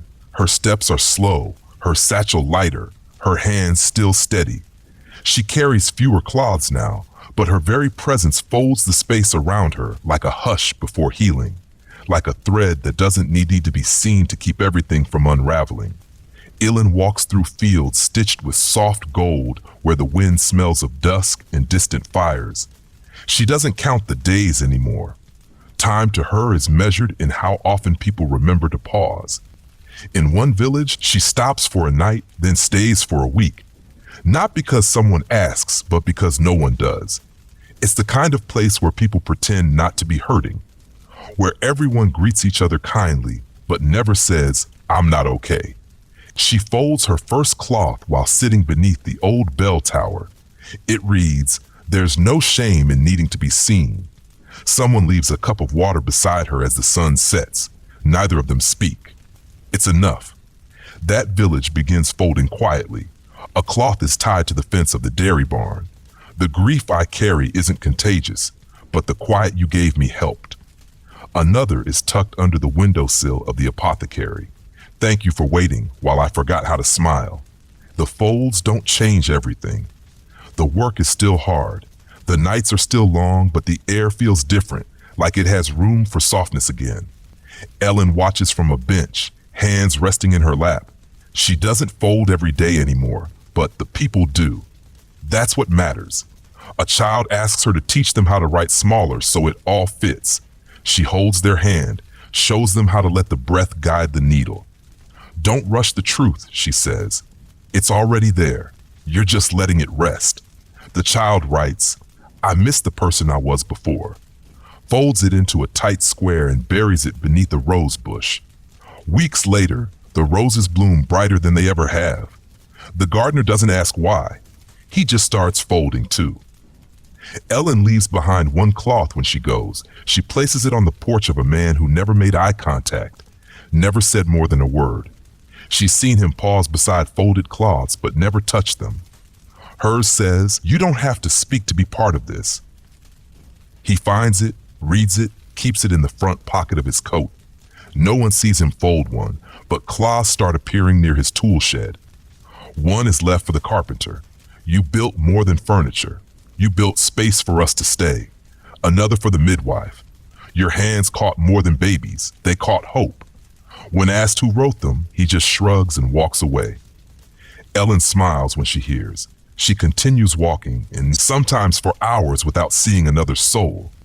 Sometimes into places where the fold hasn't reached yet, but she carries it with her in her spine, in her breath, in the way she pauses before speaking, in the way she listens all the way to the end of someone's silence. She doesn't look for where to fold anymore. The folds find her. They move like light, not always direct, but always arriving. And she, once a learner, then a guide, now simply walks like someone who has become the cloth itself. Something soft enough to carry what others can't say. Something strong enough to keep shaping stillness into home. The horizon is low when Ellen comes to the last outpost before the wilderness. Just a circle of homes, a well, and a chapel whose doors haven't been opened in months. The people live simply here, as if the world has asked them to speak less and notice more. She doesn't introduce herself. She never has.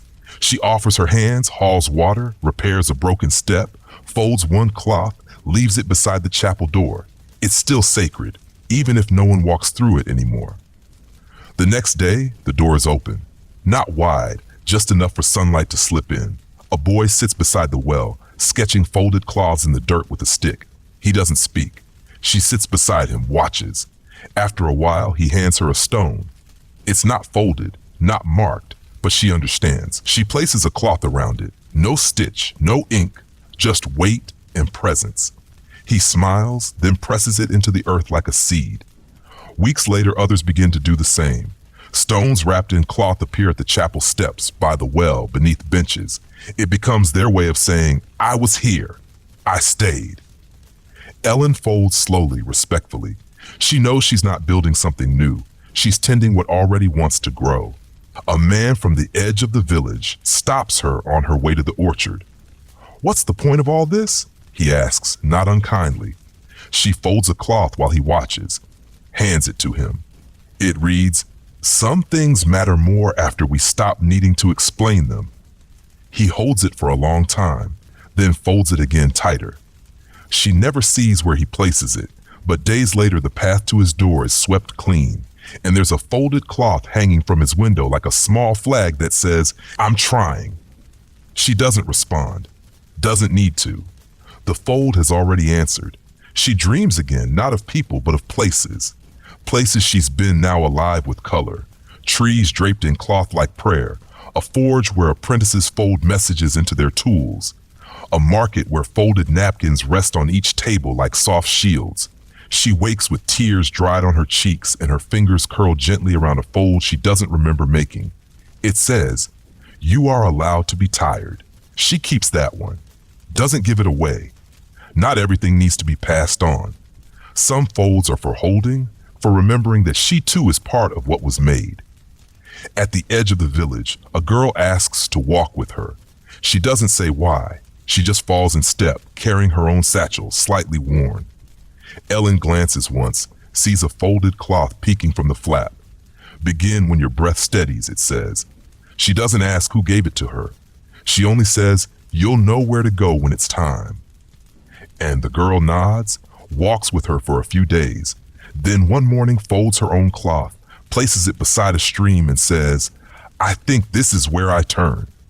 Ellen hugs her once without speaking. The girl walks into the morning. Ellen watches until the wind takes her silhouette, then folds a cloth and places it in the same place. Go gently, I'll still be folding. Ellen walks through the flatlands where wind sings across the open space like a voice that never needed to shout. She hears the hush in it, the kind that comes after something painful has finally passed, not erased, just acknowledged. She spends a night in a stone hut left open for travelers. There's a folded cloth on the small wooden table inside. No message, just weight, just presence. She leaves one beside it. I'm grateful someone came before me. Then she sleeps with both hands open as if trusting the night to hold her in return. A few days later, she reaches a gathering place. No buildings, just fire rings and smooth rocks shaped by long-forgotten stories. People pass through often, but they don't stay long. She does. She folds by the fire, and others begin to sit with her. One places a cloth by the flames and says, I haven't felt like myself in years. No one replies, but someone else folds one, leaves it beside his. We still recognize you. Ellen watches as the firelight moves over their hands. The folds become their language. The comfort is not in talking, but in shaping the silence together. Someone brings a song the next night. Not loud, not polished, just breath with shape. They hum while folding. The cloth they leave behind says, my voice has trembled for a long time, but it's still mine. A woman folds and weeps without shame. A child writes nothing, just draws a spiral. Everyone accepts it. The folds do not demand eloquence, only honesty. One man leaves a cloth with, I lost more than I told anyone. It isn't taken, but someone ties it to a nearby branch as if to say, "We won't forget, even if you never explain." On the fourth day, Ellen ties a cloth to a tree and sits beside it for hours. It says some things are not meant to be fixed, only witnessed. She doesn't fold another that day. Her hands rest. Others fold around her. They don't ask for guidance. They've begun to trust their own touch. That night, she notices something different in herself. Not distance, but clarity. The kind that comes when your offering becomes something others can carry without you. And for the first time in many days, she smiles with both sorrow and joy, resting quietly in the same breath. The next morning, a traveler she's never met brings her a folded cloth. "This came a long way," he says. She opens it inside. The path you made is still being walked, even where your feet have never touched. It's stitched in a thread she hasn't seen before. Deep green, steady. She folds it again, holds it for a moment, then places it in her satchel beside the oldest cloth she still carries. And as the fire burns low and the wind begins its slow hum again, Ellen rises, wraps her cloak around her shoulders, and walks into the soft gold light. Still folding, still walking, still becoming. Ellen walks without urgency. The road is no longer a line. It's a rhythm pulsing beneath her with a calm certainty. She passes through a grove where the trees bend slightly toward each other, forming a kind of silent cathedral. Folded cloths hang from the branches here, hundreds of them, some so weathered they've become part of the bark. She doesn't touch them. She simply walks slowly through the middle. At the far end, someone has built a small bench from driftwood. She sits, folds one cloth, places it beneath the bench. Even if no one sees this, I'll know I stayed long enough to care. The wind rustles nothing. It's already listening. Further down the path, she meets a pair of siblings who travel with a small cart filled with cloths. They call it the Still Wagon. Every town they enter, they leave 5 folds, one in a doorway, one near a well, one on a gate, one in a child's hand if they're brave enough to offer it, and the 5th they always leave under a tree. "We like giving the earth something to hold too," the younger says. Ellen joins them for a while, not to teach, just to be another pair of hands. She folds beside them one night and adds her 6th, for the ones who are quietly holding everything together. They don't ask where she's going next. They only hug her once, gently, then walk the other way, wagon wheels humming softly behind them. She finds herself beside a lake that reflects the sky so clearly it looks like the world has turned upside down. She doesn't stay in a house. Just under the stars, she folds one cloth, lays it by the shore, and whispers, "Thank you for making room for the sky and the water." The next morning, someone has placed a stone on top of it. A folded cloth rests beside it, marked only with an asterisk. She keeps that one. She's learned what a symbol can hold. Later, she places it in her satchel next to the one that reads, "Still." Her collection is small now, but each one hums with memory. People begin to recognize her, not by name, but by breath. "You're the one who doesn't rush," someone says. Another, "You fold like you're listening to something I can't hear yet." She smiles, doesn't explain. The fold is not about who begins it or who carries it farthest. It's about what it does to those who feel it, even for a moment. In one town, someone says, "I thought I was the only one trying to be soft in a hard world." She hands them a cloth before they finish speaking. It reads, "You are not alone. You never were." The quiet ones have always been walking with you. They don't speak again, just cry into their hands. She waits with them, not until they're done, just until they remember they don't have to be alone. As she walks beyond that town, the path narrows. The trees return, and with them a deeper stillness, one that feels like it has been waiting. Her satchel is lighter, her steps slower. The folds come less frequently now, but they go farther. She no longer wonders how many remain. The fold has outlived counting. It has become breath. She walks with her staff, with her silence, with the steadiness of someone who once thought kindness was fragile, and now knows it is the only thing that endures. She finds a tree older than memory, places one last cloth at its roots, and sits with it until the sun leans low. No message, just the shape, just the presence. That is enough. Ellen wakes to the sound of the wind moving through high branches as if the trees themselves are exhaling. She doesn't move right away. Her hands rest on her lap, her pack untouched beside her. She's dreamed of water again, still, glass-like, holding the sky in its surface. In the dream, she left a cloth floating there, and it never sank. When she finally stands, she walks barefoot to the edge of a nearby stream, folds one cloth, holds it to her chest, then places it gently in the current. This is not goodbye, just another way to stay. She watches it float until it disappears. Not lost, just carried. The woods part slowly as she walks, and the path becomes soft beneath her feet, like it's remembering how to be walked on without being hurt. She stops beside a circle of stones, old and covered in moss. Someone's left cloths here too, not hers, not new.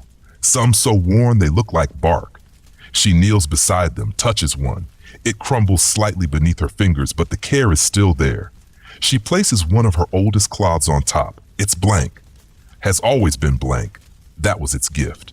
She leaves it there, says nothing. The wind curls around the stones like a lullaby. Farther on, she passes through a village where folding is already woven into everything.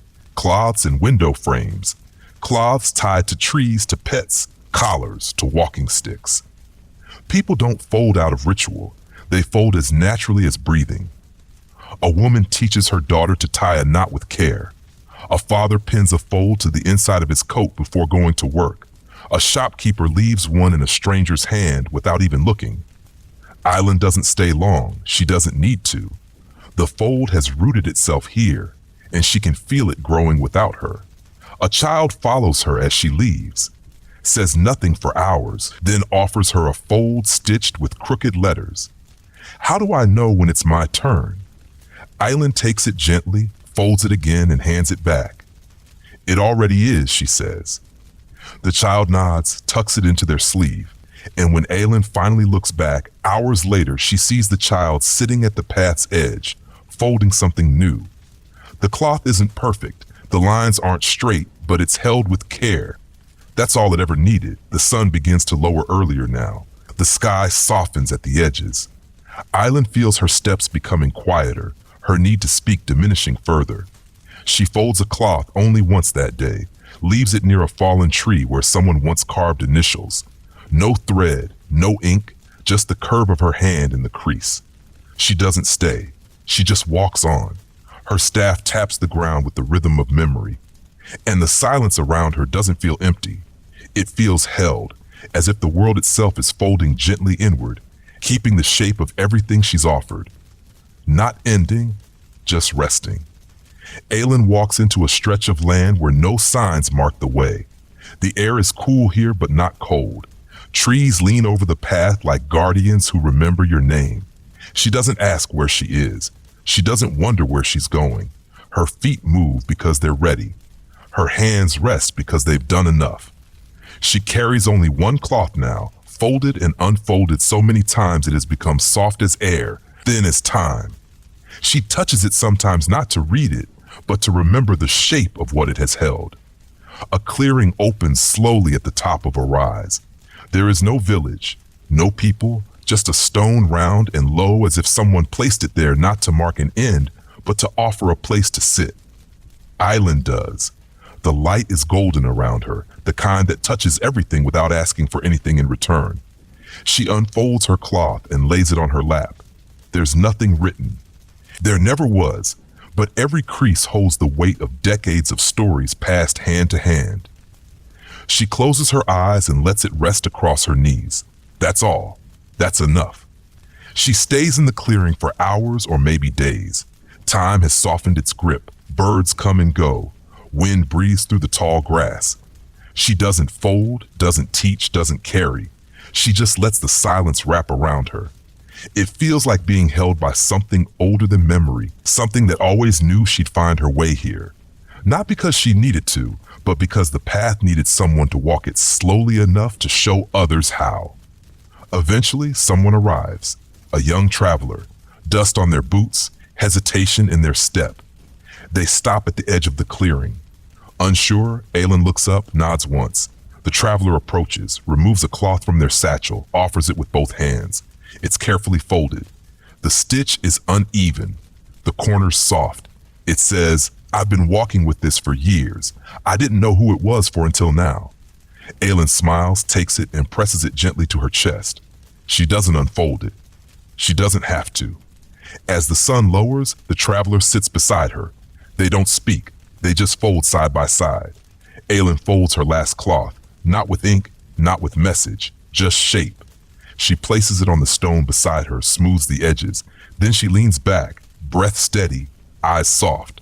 The wind moves through the cloth like a whisper that doesn't need to be remembered to be true. And the traveler, holding their own fold now, watches the stillness beside them and understands some stories don't end. They become the silence that teaches others how to begin. The clearing stays quiet long after the light fades. The traveler sits where Aelin once sat, her last folded cloth resting beside them like a kept promise. The stone holds no inscription. The trees do not bend differently. Nothing marks what just passed except the stillness itself. The traveler doesn't rush. They unfold Aelin's last cloth, not to find a message, but to feel the shape of her care. It is blank but heavy with memory. Not sadness, not farewell, just presence, like sitting beside a fire long after it has gone out, knowing the warmth lingers anyway. In the days that follow, the traveler begins folding slowly, carefully, at first only for themselves, then for the wind, then for the places they pass. They leave one beneath a bridge with no water.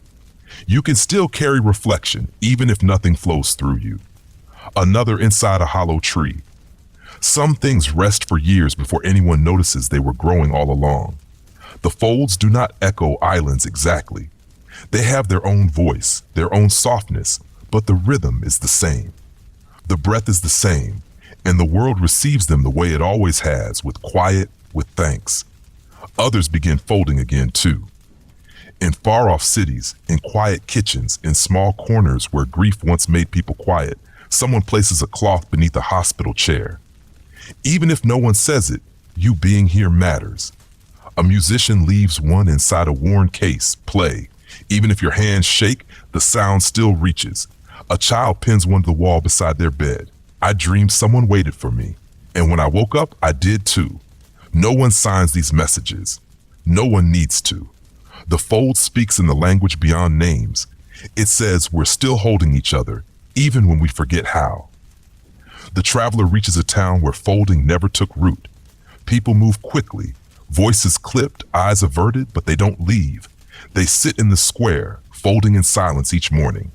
First day, no one notices. Second day, someone spits near their feet. Third day, a child watches. Fourth day, the same child returns with a scrap of paper and mimics the motion. Fifth day, a cloth is left on a bench. I didn't know I was waiting until you stayed.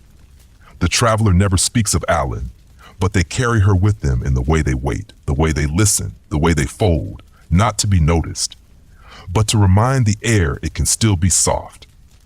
On the edge of the town, the traveler places a single cloth in the branches of a young tree. It flutters as the wind passes, not pulled, not pushed, just moved.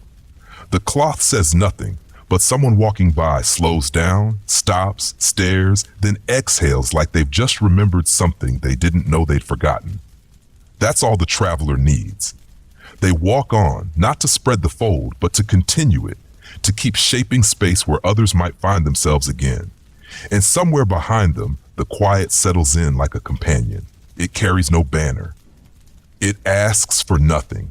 It only stays, just like Aelin did, just like the fold taught. The traveler walks farther than they ever expected, not to reach a destination, but to keep carrying the hush that Aelin left behind. The path now curves through places that feel like memories more than locations. A garden once tended by an old knight now grows wild, but folded cloths hang from the fence. A chapel with no roof holds candles in its stone corners, each lit by someone who didn't stay long, but stayed softly. A well in the center of a ghosted town has a cloth tied to its rope. We are not forgotten, even if no one calls our names. The traveler kneels there not to drink, but to listen. The silence hums like a voice too gentle for sound. In a mountain pass, they meet someone folding for the first time. The stranger says, "I thought the fold was only for those who knew what to say." The traveler smiles and replies, "It's for those who are willing to stay while they figure it out." They fold together in the snow, hands stiff, breath warm. The cloths they leave behind are heavy with quiet. One reads, "Not knowing is not failure. It's the start of listening." The wind lifts them into branches where they freeze into shapes that shine in the morning. The folds do not need to travel to last. They only need to land where someone is ready to feel them. In a wide field where no one has folded before, the traveler feels something settle in their chest. Not an ending, a return. They unpack the cloth they were given long ago, the one Ellen never unfolded. Their hands move slowly.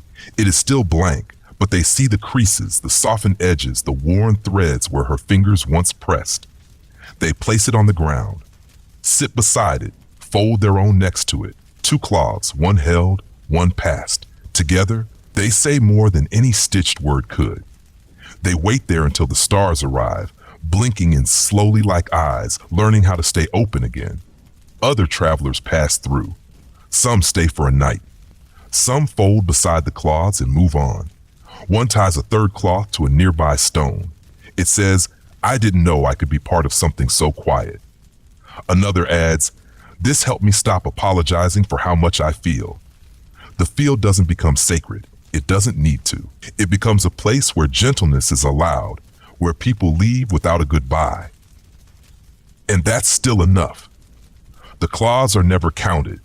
The names are never written, but the stillness carries each person who rests here. And every fold that touches the earth becomes a promise whispered into the root of the world. You are not alone. The traveler rises one morning and walks beyond the field. They leave nothing behind because everything they've held is already in the folds. A single cloth remains in their pack. It's soft, blank, carried far, but never given. They don't know where it belongs yet. That's not a burden, that's a gift. They walk on through mist and light toward nothing urgent. Their steps leave no trail, only the sense that someone once passed through gently, and somewhere behind them, the fold remains. Not as a story, not as a tradition, but as breath, as pause, as care. And the road once long now simply becomes the quiet waiting to be held. The traveler walks until the path becomes sky. No village, no final resting place, just space, wide, open, ready. They stop at the crest of a hill where the wind moves like memory. Slow, sure, familiar. They sit, not to rest, just to feel. The cloth remains in their pack, soft, blank, untouched by ink, but full of everything that came before it. They remove it carefully, unfold it for the first time in days, not to write, but to remember, to let it breathe. They place the cloth on the grass, smooth it once, then sit beside it with open palms. They think of Callan, who first folded to stay present, of Liz, who learned to pause long enough for others to feel safe again, of Ellen, who listened so deeply the silence began to speak, of every hand that touched the fold without needing a name, and of the stories that never made it into thread but lived anyway, folded into pockets, tucked beneath stones, tied to branches, held in trembling hands in the dark. The traveler folds the cloth again, not tight, just enough to say, "I'm still here." They do not leave it behind. Not this one. It belongs to no place. It's meant to keep going. They tuck it away, press their hand to the earth once, and stand. The sky shifts above them, not dramatically, just a little softer, a little wider, as if the world has noticed their stillness and is offering stillness in return. When they walk again, their pace is slower, not because they're tired, but because they've learned what kind of attention the world deserves.